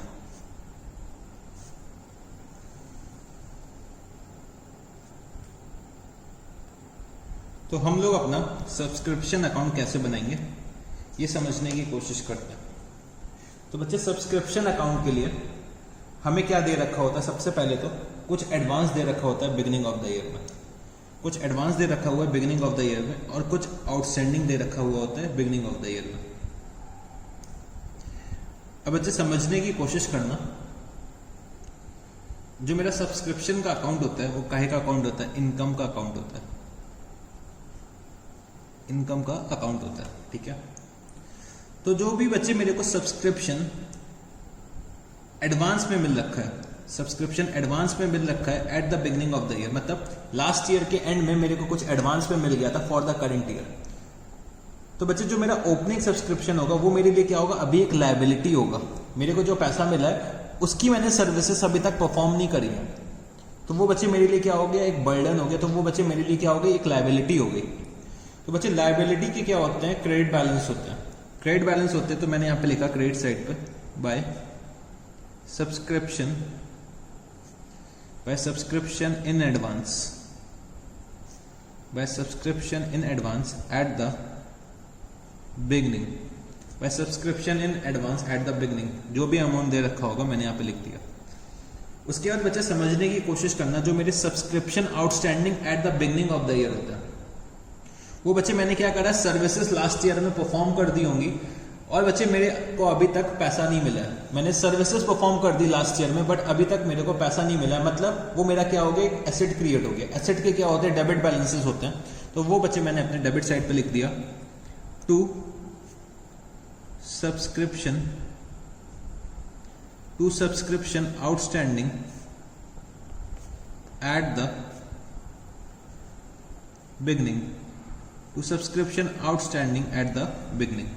तो बच्चे मैंने क्या करा, अपने जो बिगनिंग के बैलेंसेस थे आउटस्टैंडिंग और एडवांस के, वो मैंने सबसे पहले अपने अकाउंट में लिख लिया। उसके बाद बच्चे मेरे को क्या लिखना होगा, जो मेरे को during the year cash receive हुआ है, जो मेरे को during the year cash receive हुआ है। तो बच्चे समझने की कोशिश करना, जब मेरे को कैश रिसीव होता है तो मैं क्या एंट्री करता हूं, मैं यहां पे लिख के बताता हूं आपको। जब हम लोगों को कैश रिसीव होता है तो हम लोग क्या एंट्री करते होंगे, कैश अकाउंट डेबिट क्योंकि मेरे बिजनेस में कैश आ रहा है तो बच्चे मैं कैश अकाउंट को डेबिट कर रहा हूँ। और बच्चे मैं अपने सब्सक्रिप्शन के अकाउंट को क्रेडिट करूंगा, क्योंकि सब्सक्रिप्शन का मेरा इनकम का अकाउंट है, इनकम मेरी इंक्रीज हो रही तो मैं क्या करता हूँ, क्रेडिट करता हूँ। तो बच्चे मेरे को यहाँ पे कैश अकाउंट की जगह कौन सा अकाउंट यूज करना पड़ेगा, रिसिप्ट एंड पेमेंट अकाउंट अब यूज करना पड़ेगा। मेरे को कैश अकाउंट की जगह कौन सा अकाउंट यूज करना पड़ेगा, receipt and payment account use करना पड़ेगा। तो बच्चे मैं सब्सक्रिप्शन के क्रेडिट साइड पे क्या लिखूंगा, by receipt and payment account.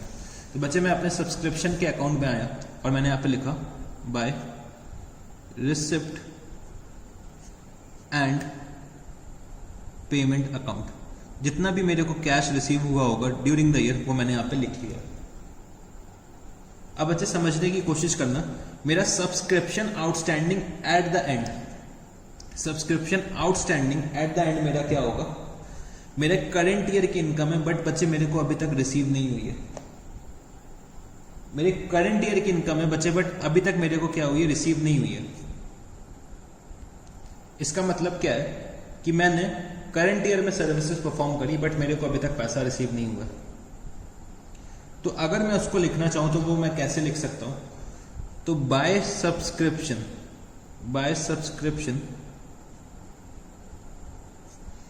Outstanding at the end. Sir आपने बताया था कि जो हमारा आउटस्टैंडिंग सब्सक्रिप्शन जो मेरे को अभी तक रिसीव नहीं हुआ है और सर्विसेज परफॉर्म कर चुका हूं, तो बच्चे सर उसका डेबिट बैलेंस होता है। तो जैसे कि बच्चे जब मैंने आपको लेजर पढ़ाया था तो मैंने आपको बताया था अगर मेरा क्लोजिंग बैलेंस क्रेडिट साइड आ रहा है तो बच्चे ये डेबिट बैलेंस को डिनोट करता है। अगर मेरा क्रेडिट बैलेंस मेरा जो डेबिट बैलेंस है, मेरा जो क्लोजिंग बैलेंस है मेरा जो क्लोजिंग बैलेंस अगर क्रेडिट साइड पे आ रहा है तो वो बच्चे ये मेरा डेबिट बैलेंस डिनोट कर रहा है। यही बैलेंस मेरा उठ के जब मैं नेक्स्ट ईयर के अकाउंट बनाऊंगा तो इधर साइड डेबिट साइड पे आ जाएगा। तो बच्चे ये मेरा क्या है, डेबिट बैलेंस, ये मेरे बिजनेस का एसेट है। ये मेरा नेक्स्ट ईयर का ओपनिंग बैलेंस जब मैं लेकर आऊंगा तो ये डेबिट साइड पे ही आएगा, मतलब मेरा एसेट डिनोट कर रहा होगा। इसके बाद जो मेरा subscription in advance for the next year है वो बच्चे मेरी लायबिलिटी होगी। तो मैं यहां पे लिखूंगा to subscription in advance at the end. तो मैंने यहां पे लिखा। तो जैसे कि अगर मेरा क्लोजिंग बैलेंस डेबिट साइड आता है तो बच्चे ये किसको डिनोट करता है, क्रेडिट बैलेंस को डिनोट करता है। तो बच्चे ये क्या हो गई, मेरी लायबिलिटी हो गई और ये मेरा क्या हो गया, एसेट हो गया। और बच्चे जो मेरा बैलेंसिंग फिगर निकल के आएगा इस अकाउंट का, मतलब अगर मैं अपने क्रेडिट के टोटल में से डेबिट का टोटल माइनस करता हूं तो वो बच्चे मेरा सब्सक्रिप्शन इनकम निकल के आएगा। वो मेरे को कहां ट्रांसफर करना होगा, इनकम एंड एक्सपेंडिचर अकाउंट में। तो to income and expenditure account, to income and expenditure account. और ये बच्चे मेरा क्या आएगा, एज अ बैलेंसिंग फिगर निकल के आएगा, एज अ बैलेंसिंग फिगर। तो वो बच्चे मैं यहाँ पे लिख दूंगा। और ये जो मेरा निकल के आया है इनकम एंड एक्सपेंडिचर अकाउंट में मैं ट्रांसफर कर रहा हूँ। तो समझने की कोशिश करना, अगर सब्सक्रिप्शन अकाउंट के डेबिट साइड पे आ रहा है तो इनकम एंड एक्सपेंडिचर अकाउंट के ये क्रेडिट साइड पे आना चाहिए, मतलब इनकम साइड पे आएगा, मतलब हमने इसका ट्रीटमेंट भी सही कर रखा है। तो बच्चे क्या करते हैं, सब्सक्रिप्शन अकाउंट को समझ लेते हैं या फिर सब्सक्रिप्शन इनकम का जो फॉर्मेट है वो भी समझ लेते हैं। तो अगर आपने बच्चे बहुत अच्छे से स्टार्टिंग के 3 एग्जाम्पल समझ सकते हैं तो आप लोग समझ के भी कर सकते हैं, आपको ये सब चीज़ें याद करने की ज़रूरत नहीं पड़ेगी। अगर फिर भी आपको लग रहा है कि मेरे को समझ में नहीं आ रहा है तो आप इनको क्या कर सकते हैं, आप याद भी कर सकते हैं। कैसे याद करते हैं बच्चे, कि subscription in advance at the beginning credit side है तो क्लोजिंग में डेबिट साइड होगा। Subscription outstanding at the beginning, opening में डेबिट साइड है तो ये क्लोजिंग साइड होगा। यहाँ पे रिसिप्ट एंड पेमेंट आ जाएगा, यहाँ पे इनकम एंड एक्सपेंडिचर अकाउंट आ जाएगा। 4 क्वेश्चन बच्चे सॉल्व करते हैं, उन्हें याद हो जाता है। बट बच्चे हमें याद करने पर नहीं जाना है, हमने इसको और समझना और अच्छे से समझना है। इसके लिए मैं आपको 1-2 क्वेश्चन और कराने जा रहा हूँ और उसके बेसिस में आप और अच्छे से समझने की कोशिश करिएगा, वरना लास्ट ऑप्शन तो हमारा क्या होता है, हमें याद करना है। मैंने जब ये अकाउंट बनाया तभी भी आपको इसको समझाने की कोशिश करी कि ये कैसे अकाउंट बन रहा है। अगर तभी भी आपको समझ में आ गया तो आप इसको खुद से सॉल्व कर सकते हैं, आपको याद करने के लिए नहीं जाना है। कभी भी अकाउंट्स को याद करने पे फोकस मत करना। अकाउंट्स समझ में आ सकती है, अकाउंट्स को समझना बहुत आसान है। अकाउंट्स को समझना इसलिए आसान है क्योंकि बच्चे 2 ही चीज़ हमें करनी होती है, या तो डेबिट या तो क्रेडिट। अगर हमने डेबिट और क्रेडिट करना सही से सीख लिया तो बच्चे कभी भी हमें दिक्कत नहीं आने वाली है। तो चलो अब हम लोग कुछ क्वेश्चंस और करने की कोशिश करते हैं। तो क्वेश्चन नंबर 12 आप लोग ओपन कर लीजिए, मैं आपको क्वेश्चन नंबर 12 कराने जा रहा हूँ।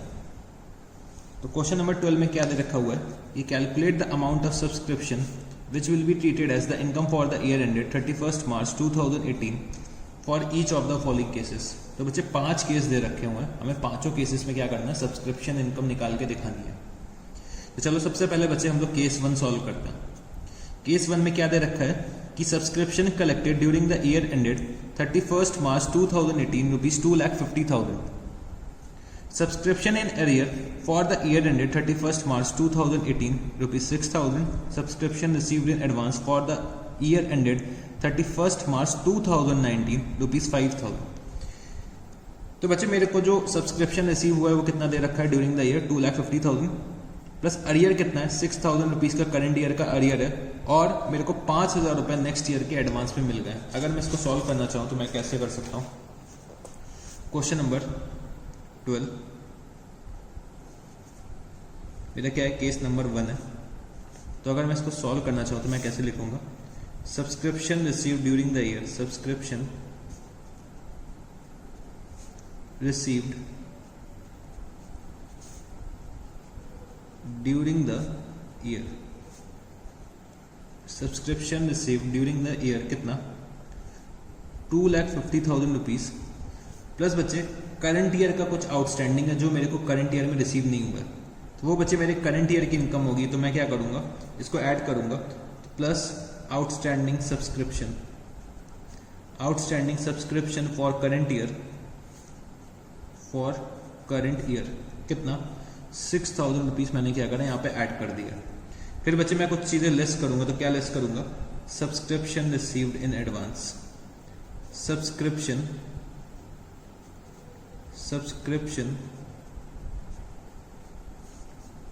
received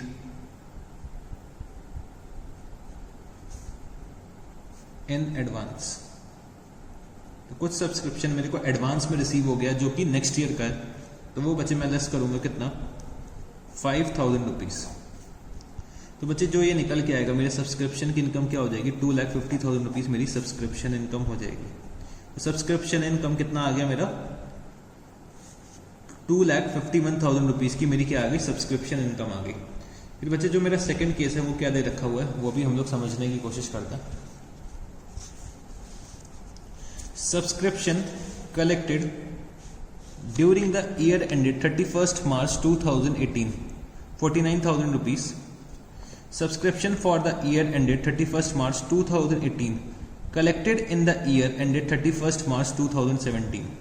subscription unpaid for the year ended 31st March 2018 rupees 2,000। तो बच्चे ये कुछ ये 3 पॉइंट्स दे रखे हुए हैं और हमें इसको समझने की कोशिश करनी है। तो सबसे पहला पॉइंट क्या दे रखा है कि subscription collected during the year, मतलब ड्यूरिंग द ईयर मैंने कितना सब्सक्रिप्शन कलेक्ट कर रखा है वो दे रखा हुआ है। फिर दे रखा है कि subscription for the year ended 31st March 2018 collected in the year ended 31st March 2017। तो बच्चे जो मेरा 2018 का सब्सक्रिप्शन था वो मेरे को 2017 में ही मिल गया। तो बच्चे कैश मेरे को 2017 में मिला है, बट बच्चे जो मेरी इनकम होगी वो कब की होगी 2018 की होगी, मतलब मेरे को लास्ट ईयर एडवांस में मिल गया। तो मेरे करंट ईयर की इनकम में वो क्या होगा, ऐड होगा। उसके बाद क्या दे रखा है कि subscription unpaid for the year ended 31st March 2018, मतलब मेरे को करंट ईयर का सब्सक्रिप्शन मेरे को अभी तक रिसीव नहीं हुआ है और मेरा ईयर एंड आ गया। तो वो भी बच्चे मैं क्या करूंगा, ऐड करूंगा। अगर मैं इसको करना चाहूं तो मैं ऐसे लिखता हूं, सब्सक्रिप्शन रिसीव्ड, सब्सक्रिप्शन रिसीव्ड कितना रिसीव हुआ है सब्सक्रिप्शन मेरे को 49,000 रुपीज। मैंने यहाँ पे लिखा advance subscription eight beginning, advance subscription eight beginning rupees 3,000 और outstanding subscription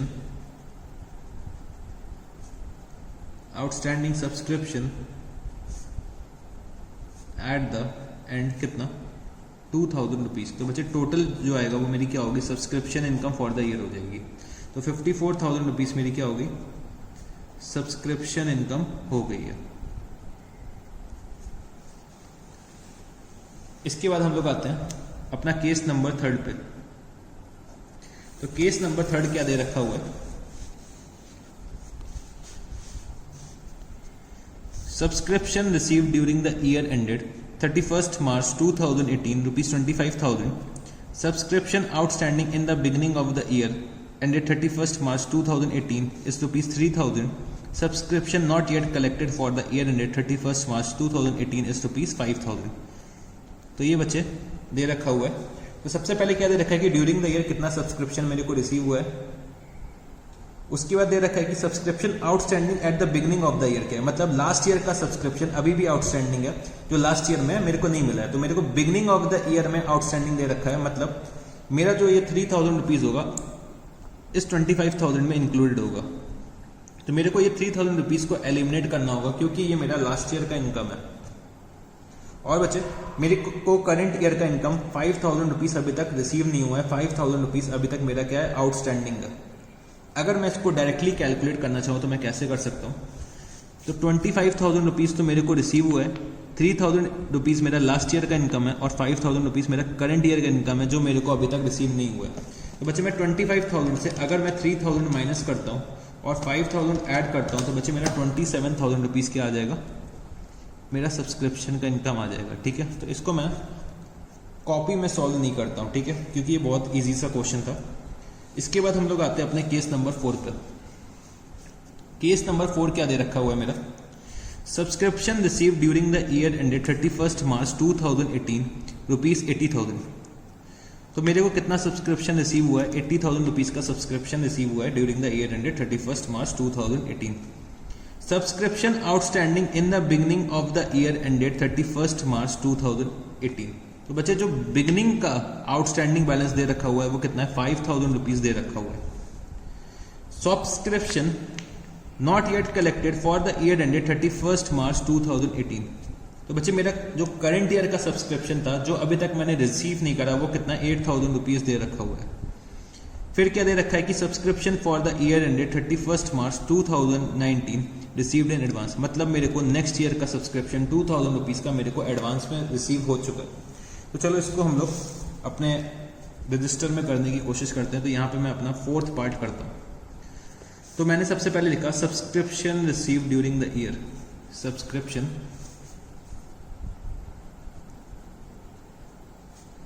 received during the year. कितना सब्सक्रिप्शन ड्यूरिंग द ईयर मेरे को रिसीव हुआ है, 80,000 रुपीज. उसके बाद subscription outstanding in the beginning of the year. Subscription जो मेरा आउटस्टैंडिंग है कब, बिगिनिंग ऑफ द ईयर में, मतलब लास्ट ईयर का सब्सक्रिप्शन मेरे को करंट ईयर रिसीव हो रहा है. लास्ट ईयर की वो मेरी क्या होगी, इनकम बन चुकी होगी. तो मैं क्या करूंगा यहाँ पे, outstanding subscription at the beginning को मैं क्या करूंगा, लेस कर दूंगा. तो outstanding subscription at the beginning कितना अमाउंट दे रखा हुआ है, 5,000 रुपीज मैंने क्या करा यहाँ पे लेस कर दिया. फिर उसके बाद दे रखा है कि subscription not yet collected for the year ended 31st मार्च 2018.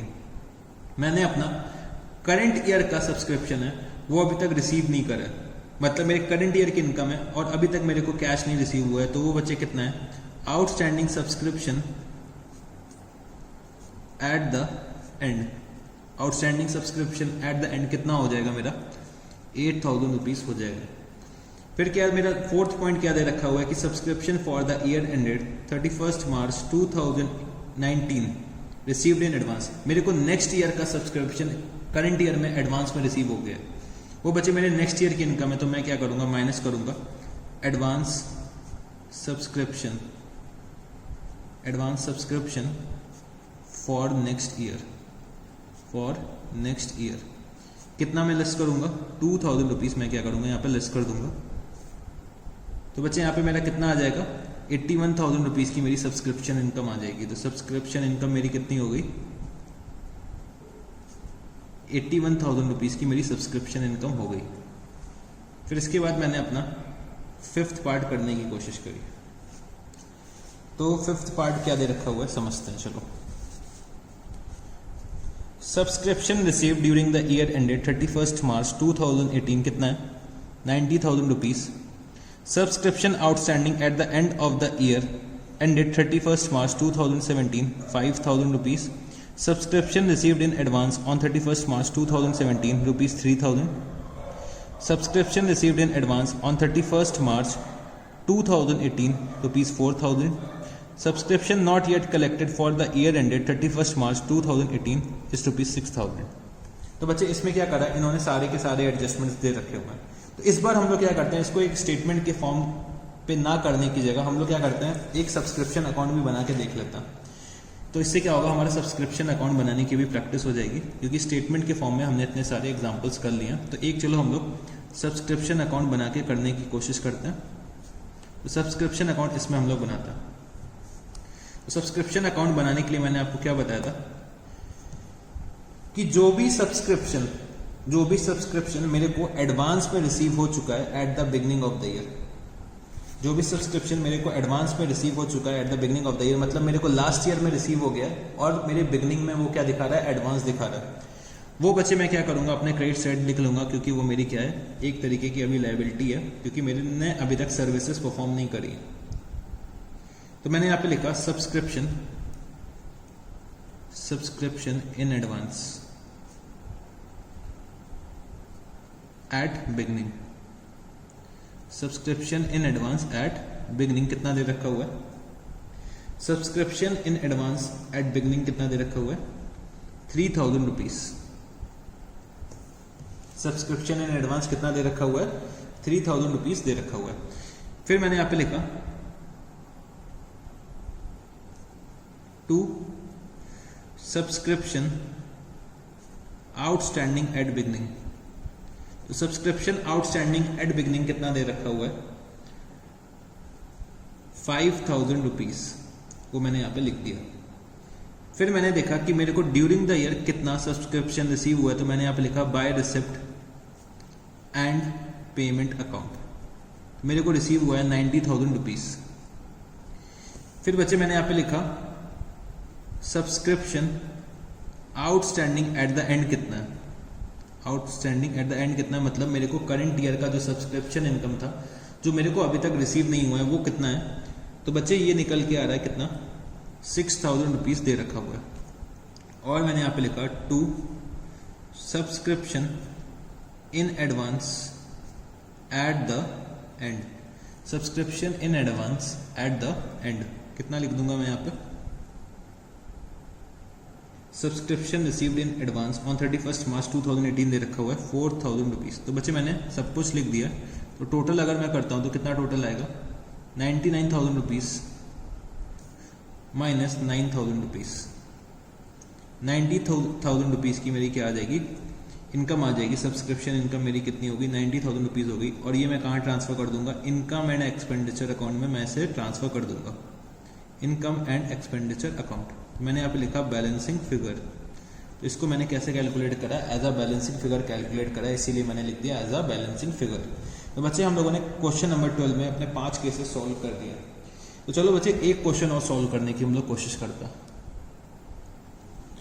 तो बच्चे question number 13, from the following particulars calculate amount of subscriptions to be credited to the income and expenditure account for the year ended 31st March 2018. सबसे पहले हमें दे रखा है कि subscription in arrears on 31st March 2017 कितना है, 500 rupees.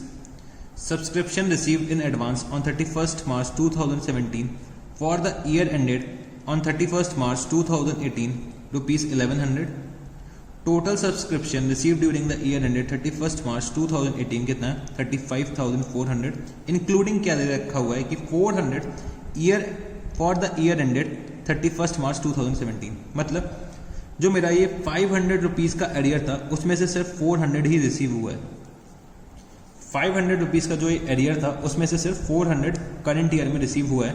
और 1200 for the year ended 31st March 2019,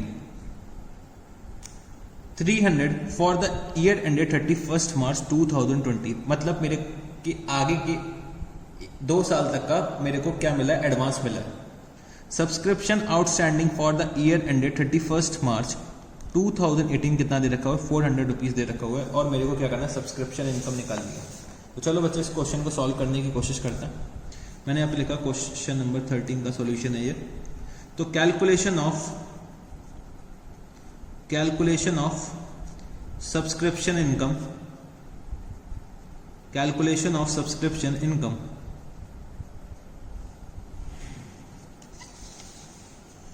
तो बच्चे मैंने यहाँ पे लिखा subscription received during the year, subscription received during the year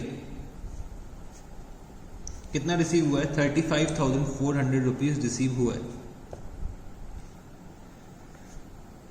तो मैंने यहां पे लिखा माइनस आउटस्टैंडिंग सब्सक्रिप्शन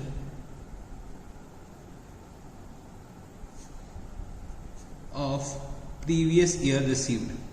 तो बच्चे आउटस्टैंडिंग सब्सक्रिप्शन प्रीवियस ईयर का कितना दे रखा हुआ है, 500 रुपीज दे रखा हुआ है, उसमें से मेरे को 400 रिसीव हुआ है। तो बच्चे मैं सिर्फ 400 ही लेस करूंगा और 100 रुपए अभी भी मेरा क्या होगा, आउटस्टैंडिंग होगा। उसके बाद क्या दे रखा है कि subscription received in advance on 31 March 2017 for the year ended 31 मार्च 2018। तो बच्चे मेरे को एडवांस मिल गया था, लास्ट ईयर में ही मिल गया था, जो कि मेरी करंट ईयर की इनकम है। तो मैंने लिखा advance subscription eight the beginning, advance subscription eight the beginning कितना, 1100 रुपीज। फिर बच्चे मेरे को जो एडवांस मिला है वो बच्चे मेरे को for the next 2 years receive हुआ है, कितना, 1200 रुपीज एंड 300 रुपीज। तो मैंने यहां पे लिखा माइनस एडवांस सब्सक्रिप्शन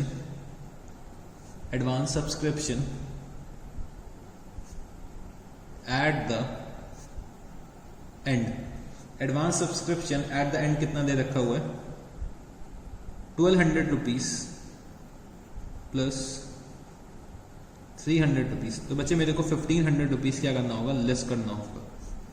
फिर मेरे को करंट ईयर का आउटस्टैंडिंग कितना दे रखा हुआ है वो मेरे को क्या करना होगा, ऐड करना होगा। तो outstanding subscription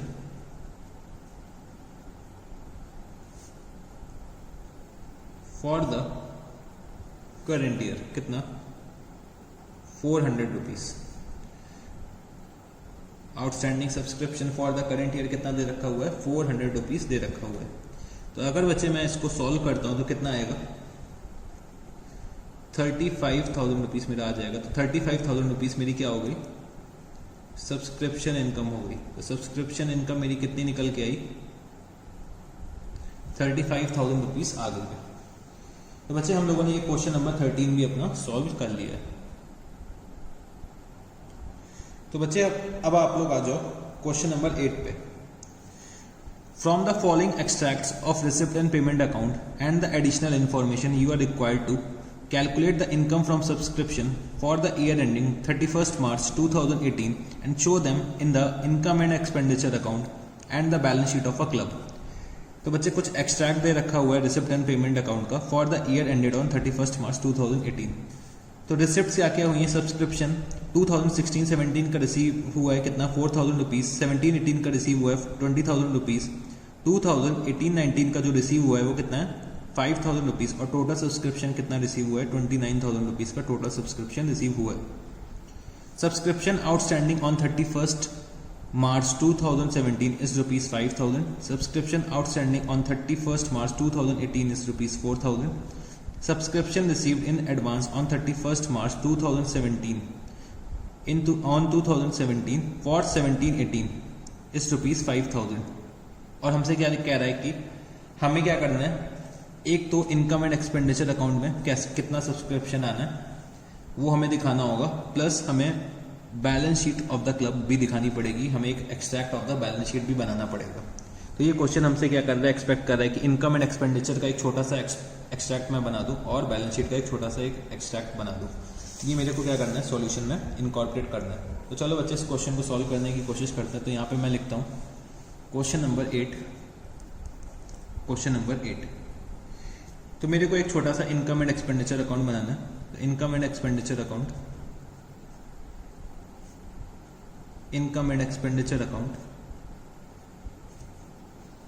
for the year ended 31st March 2018। तो वो बच्चे मैं क्या कर रहा हूँ, यहाँ पे एक्सट्रैक्ट बना रहा हूँ किसका, इनकम एंड एक्सपेंडिचर अकाउंट का। तो मैंने यहाँ पे लिखा बाय सब्सक्रिप्शन। और बच्चे मेरे को सब्सक्रिप्शन जो 17-18 का रिसीव हुआ है वो कितना है, 20,000 रुपीज़ का मेरे को सब्सक्रिप्शन रिसीव हुआ है। कब का, 17-18 का रिसीव हो चुका है कितना, 20,000 रुपीज़। उसके बाद बच्चे मेरे को 17-18 के सब निकालना है सब्सक्रिप्शन इनकम। तो मैं क्या करूंगा, सब्सक्रिप्शन आउटस्टैंडिंग ऑन 31 मार्च 2017, अभी के लिए मैं क्या करूंगा, इसको कंसिडर नहीं करूंगा। फिर करंट ईयर का जो आउटस्टैंडिंग है वो मैं क्या करूंगा, ऐड करूंगा। तो मैंने यहाँ लिखा आउटस्टैंडिंग ऑन 31 मार्च 2018 कितना, 4,000 रुपीज़ का आउटस्टैंडिंग है फॉर द करंट ईयर। मतलब मैंने अपनी सर्विसेज परफॉर्म कर दी है और बच्चे मेरे को करंट ईयर का सब्सक्रिप्शन क्या है, अभी तक रिसीव नहीं हुआ है। तो मैंने क्या करा, उसको ऐड कर दिया।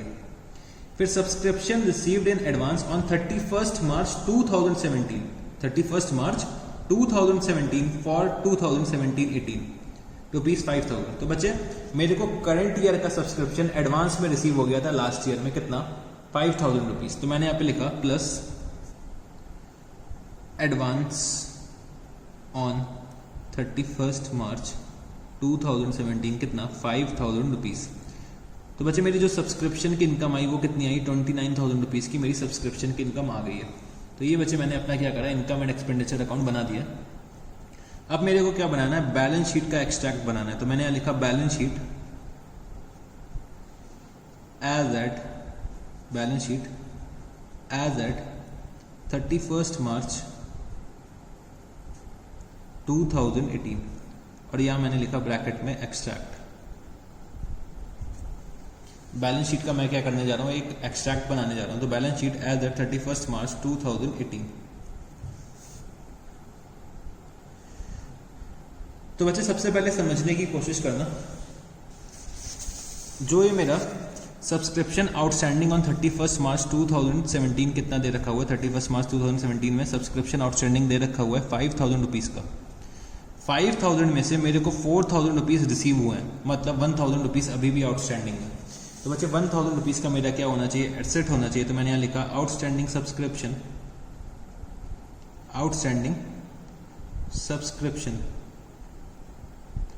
और बच्चे आउटस्टैंडिंग कौन सी ईयर का है, 16-17 का है, कितना, 1,000 रुपीज़ 16-17 का आउटस्टैंडिंग है। फिर क्वेश्चन में हमें दे रखा है कि 2017-18 का जो आउटस्टैंडिंग है वो कितना है, 4,000 रुपीज़ है, वो मैंने यहाँ पे लिख दिया। तो टोटल सब्सक्रिप्शन आउटस्टैंडिंग कितना हो गया, 5,000 रुपीज़ हो गया। फिर उसके बाद क्या दे रखा है कि subscription received in advance on 31 March 2018 for 2018-19, मतलब मेरे को नेक्स्ट ईयर का सब्सक्रिप्शन एडवांस में मिला है, कितना, 5,000 रुपीज़ का एडवांस में मिला है। तो बच्चे ये मेरे लिए क्या हो गई, एक लायबिलिटी हो गई। तो मैंने यहाँ पे लिखा सब्सक्रिप्शन इन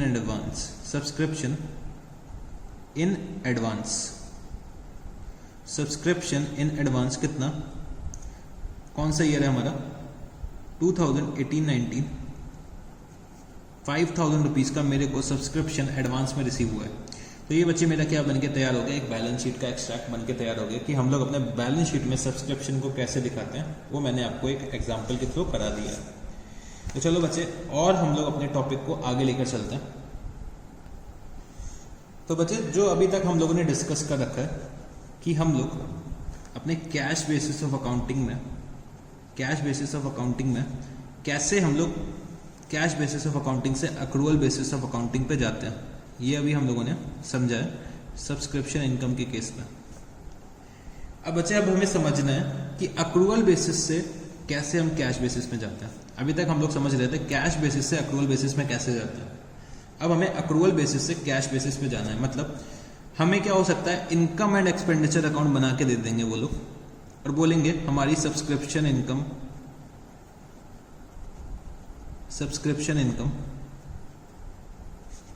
1 लाख रुपीज़ है, ठीक है। फॉर एग्जांपल सब्सक्रिप्शन इनकम हमारी कितनी, 1 लाख रुपीज़ है। इनकम एंड एक्सपेंडिचर अकाउंट बना के हमें दे देंगे और हमसे कहेंगे कि receipt and payment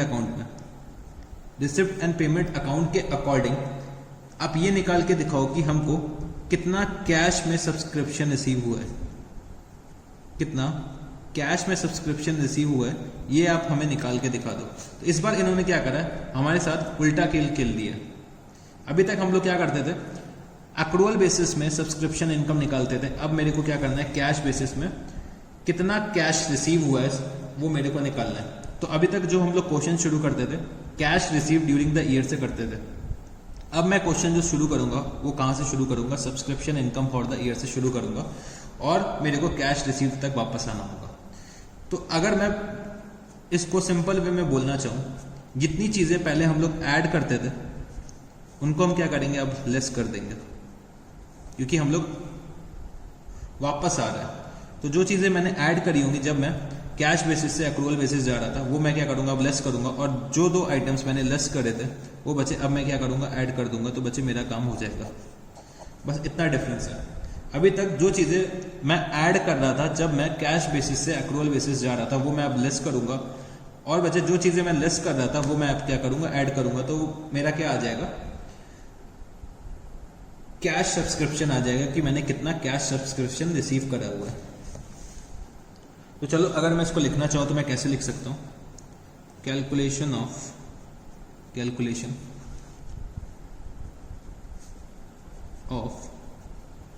subscription received.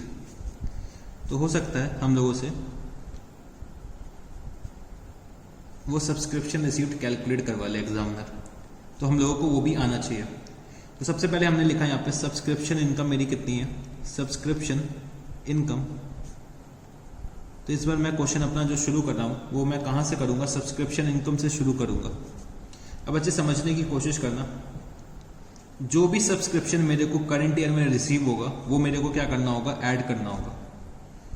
तो मैंने यहाँ पे लिखा plus outstanding subscription eight the beginning. Outstanding subscription eight the beginning मैंने क्या करा, ऐड करा। मतलब जो लास्ट ईयर का सब्सक्रिप्शन लास्ट ईयर में रिसीव नहीं हुआ वो करंट ईयर में रिसीव हुआ होगा, तो वो मैं क्या करूंगा, ऐड करूंगा। मतलब outstanding subscription eight the beginning. फिर बच्चे मैं एक और आइटम ऐड करूंगा, वो क्या होगा, advance subscription eight the and. मतलब मेरे को जो नेक्स्ट ईयर का सब्सक्रिप्शन करंट ईयर में रिसीव हो गया वो मैं क्या करूंगा, ऐड करूंगा, क्योंकि मेरे को सब्सक्रिप्शन रिसीव निकालना है। फिर बच्चे मैं लेस करूंगा outstanding subscription eight the end. तो बच्चे जो मेरा outstanding subscription eight the and होगा वो मतलब मेरे को करंट ईयर में रिसीव नहीं हुआ है, तो वो मैं क्या करूंगा, यहाँ पे लेस कर दूंगा। और बच्चे advance subscription eight the beginning जो होगा, जो भी मेरा advance subscription eight the beginning होगा वो भी मैं क्या करूंगा, यहाँ पे लेस कर दूंगा। मतलब ये सब्सक्रिप्शन मेरे को लास्ट ईयर में रिसीव हो चुका है, तो बच्चे वो मेरे को करंट ईयर में रिसीव नहीं होगा, तो वो मैं क्या करूंगा, लेस करूंगा। और यहाँ पे मेरा क्या आ जाएगा, subscription receive during the year आ जाएगा। Subscription received during the year, subscription received during the year मैंने यहाँ पे निकाल लिया। तो बच्चे अगर देखना चाहो, जो चीज़ें मैं पहले लेस कर रहा था वो चीज़ें मैंने अब ऐड कर दी हैं, और जो बच्चे मैं पहले ऐड कर रहा था अब मैं क्या कर रहा हूँ, लेस कर रहा हूँ। तो subscription receive during the year मैंने यहाँ पे कैलकुलेट कर लिया। तो एग्जामिनर हमसे ये कैलकुलेशन भी करा सकता है, तो ये चीज़ भी हमें आनी चाहिए। तो इसी के बेसिस में मैं आपको एक क्वेश्चन कराना चाहता हूँ, क्वेश्चन नंबर 9। क्वेश्चन नंबर 9 में क्या दे रखा हुआ है कि Om Shanti club has 500 members with annual fee of ₹1000 per member. At the end of the accounting year, accountant noticed that 40 members have not paid annual fees and 70 members had paid fee in advance.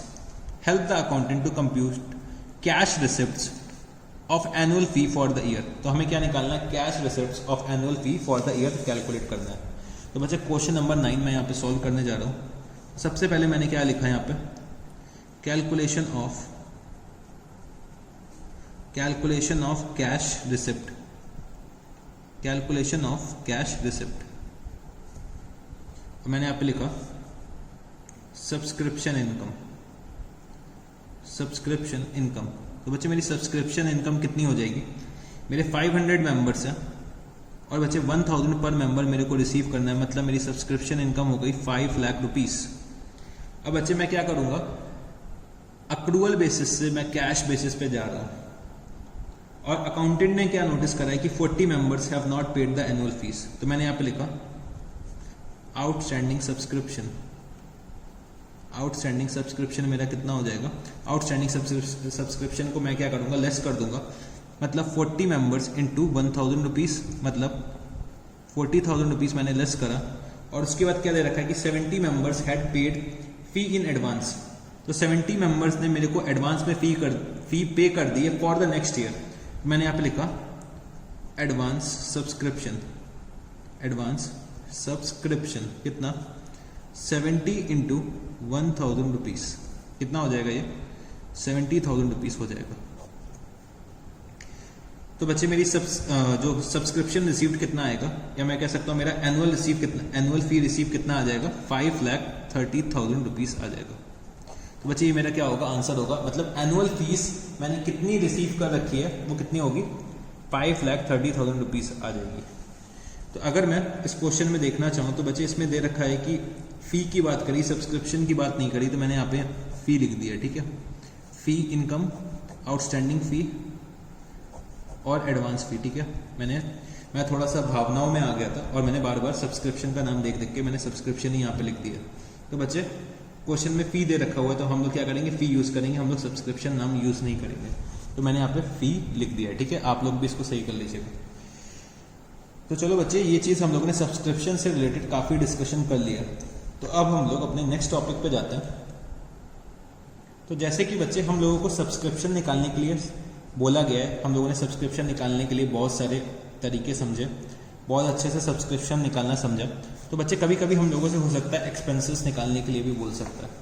तो expenses के लिए भी मैं similarly क्या करूँगा, मैं एक छोटा सा फॉर्मूला लिखता हूँ, calculation of expenses.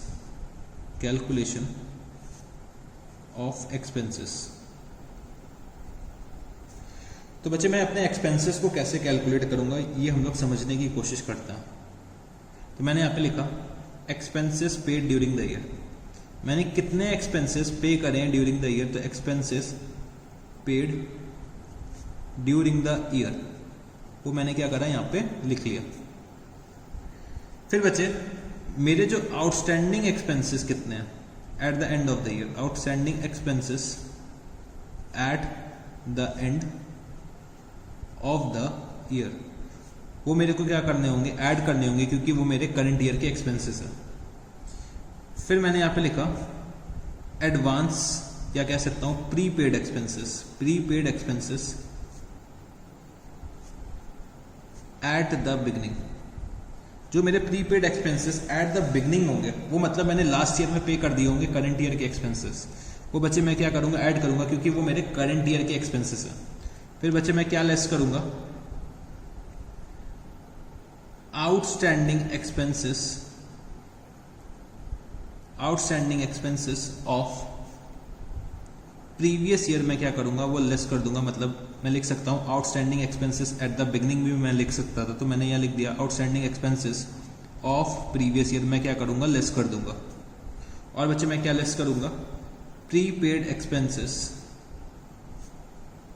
Eight the end. तो मेरा क्या आ जाएगा, एक्सपेंसेस का कैलकुलेशन निकल के आ जाएगा यहाँ पे। तो मेरे कितने एक्सपेंसेस फॉर द ईयर है वो बच्चे मेरा यहाँ पे निकल के आ जाएगा। तो हो सकता है एग्जामिनर हमको एक्सपेंसेस का भी कैलकुलेशन करे, तो हमें एक्सपेंसेस का भी कैलकुलेशन करना आना चाहिए। तो उसी के बेसिस पे अब हम लोग एक क्वेश्चन करने जा रहे हैं। क्वेश्चन नंबर जो हमारा है वो है क्वेश्चन नंबर 18। तो 18 नंबर क्वेश्चन को हम लोग सॉल्व करने की कोशिश करते हैं। क्या दे रखा हुआ है, इन the year ended 31 March 2018 salaries paid amounted to rupees 2,04,000, ascertain the amount chargeable to income and expenditure account for the year ended 31st March 2018 from the following additional information. Prepaid salaries on 31st March 2017 24,000 rupees, prepaid salaries on 31st March 2018 12,000 rupees, outstanding salaries on 31st March 2017 18,000 rupees, outstanding salaries on 31 March 2018 15,000 rupees. तो बच्चे हमें क्या करना है, salary expense calculate करना है इस question में, जो हमें चार्ज करना है कहाँ पे, इनकम एंड एक्सपेंडिचर अकाउंट में चार्ज करना है। तो चलो सैलरी एक्सपेंस निकालने की कोशिश करते हैं। तो मैंने यहाँ पे लिखा क्वेश्चन नंबर 18। तो सबसे पहले मैंने लिखा कि सैलरी पेड, मैंने कितनी सैलरी पे करी है, तो सैलरी पेड रुपीज 2,04,000 रुपीज की मैंने सैलरी पे कर रखी है। फिर बच्चे मैंने यहाँ पे ऐड करा प्रीपेड सैलरीज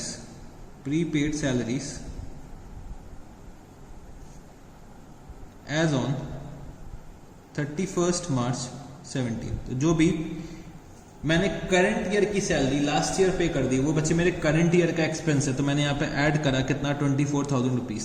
फिर दे रखा है कि प्रीपेड सैलरीज ऑन 31 मार्च 2018। तो बच्चे जो मेरी नेक्स्ट ईयर की सैलरी है वो मैंने करंट ईयर में पे कर दी है। मैंने यहाँ पे लिखा प्रीपेड सैलरीज एज ऑन 31 मार्च 2018 और बच्चे मैंने लेस करा कितना 12,000 रुपीज लेस कर दिया। फिर आउटस्टैंडिंग सैलरीज ऑन 31 मार्च 2017। तो बच्चे मैंने लास्ट ईयर की सैलरीज करंट ईयर में पे करी है, तो मैंने यहाँ लिखा minus outstanding salaries as on 31 March 2017। कितना अमाउंट दे रखा हुआ है 18,000 रुपीज का अमाउंट दे रखा हुआ है। फिर बच्चे मैंने ऐड करा क्या आउटस्टैंडिंग सैलरीज एज ऑन 31 मार्च 2018। कितना 15,000 रुपीज, मतलब ये करंट ईयर का एक्सपेंस है जो मैंने अभी तक पे नहीं करा। तो अगर मैं बोलूं मेरा सैलरी एक्सपेंस क्या आएगा, सैलरी एक्सपेंस अगर मेरे को कैलकुलेट करना पड़ा तो मैं कैसे कैलकुलेट करूंगा बच्चे। मैं 2,04,000 प्लस 24,000 माइनस 12,000 18,000 प्लस 15,000। तो अगर बच्चे मैं निकालना चाहूँ तो ये कितना निकल के आएगा 2,13,000 रुपीज़ का मेरा सैलरी एक्सपेंस आ जाएगा। तो बच्चे हम लोगों ने अपना क्वेश्चन नंबर 18 भी सॉल्व करा है। तो सिमिलरली क्वेश्चन हमसे क्या भी बोल सकता है, क्या एक और चीज़ बोल सकता है कि हमें एक्सपेंस से अगर पेमेंट तक जाना है तो हम लोग कैसे जाएंगे। तो जो आइटम्स हमने लेस करें वो हम ऐड करेंगे और जो हमने ऐड करें वो हम क्या करेंगे सबट्रैक्ट करेंगे, बस इतना डिफरेंस होता है।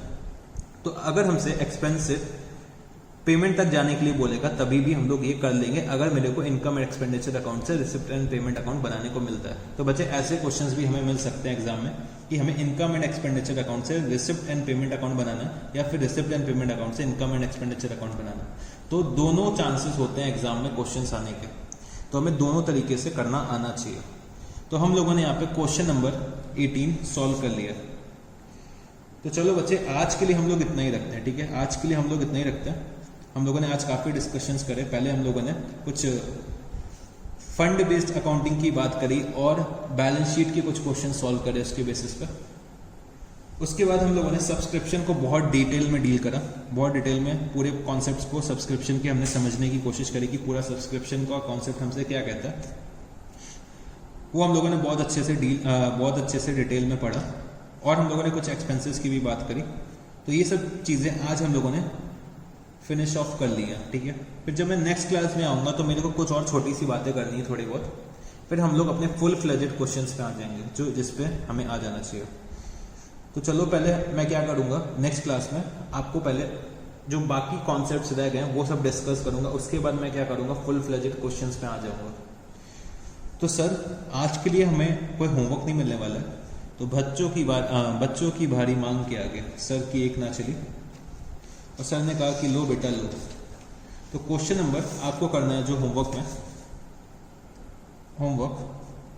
क्वेश्चन नंबर 4 आपको करना होगा।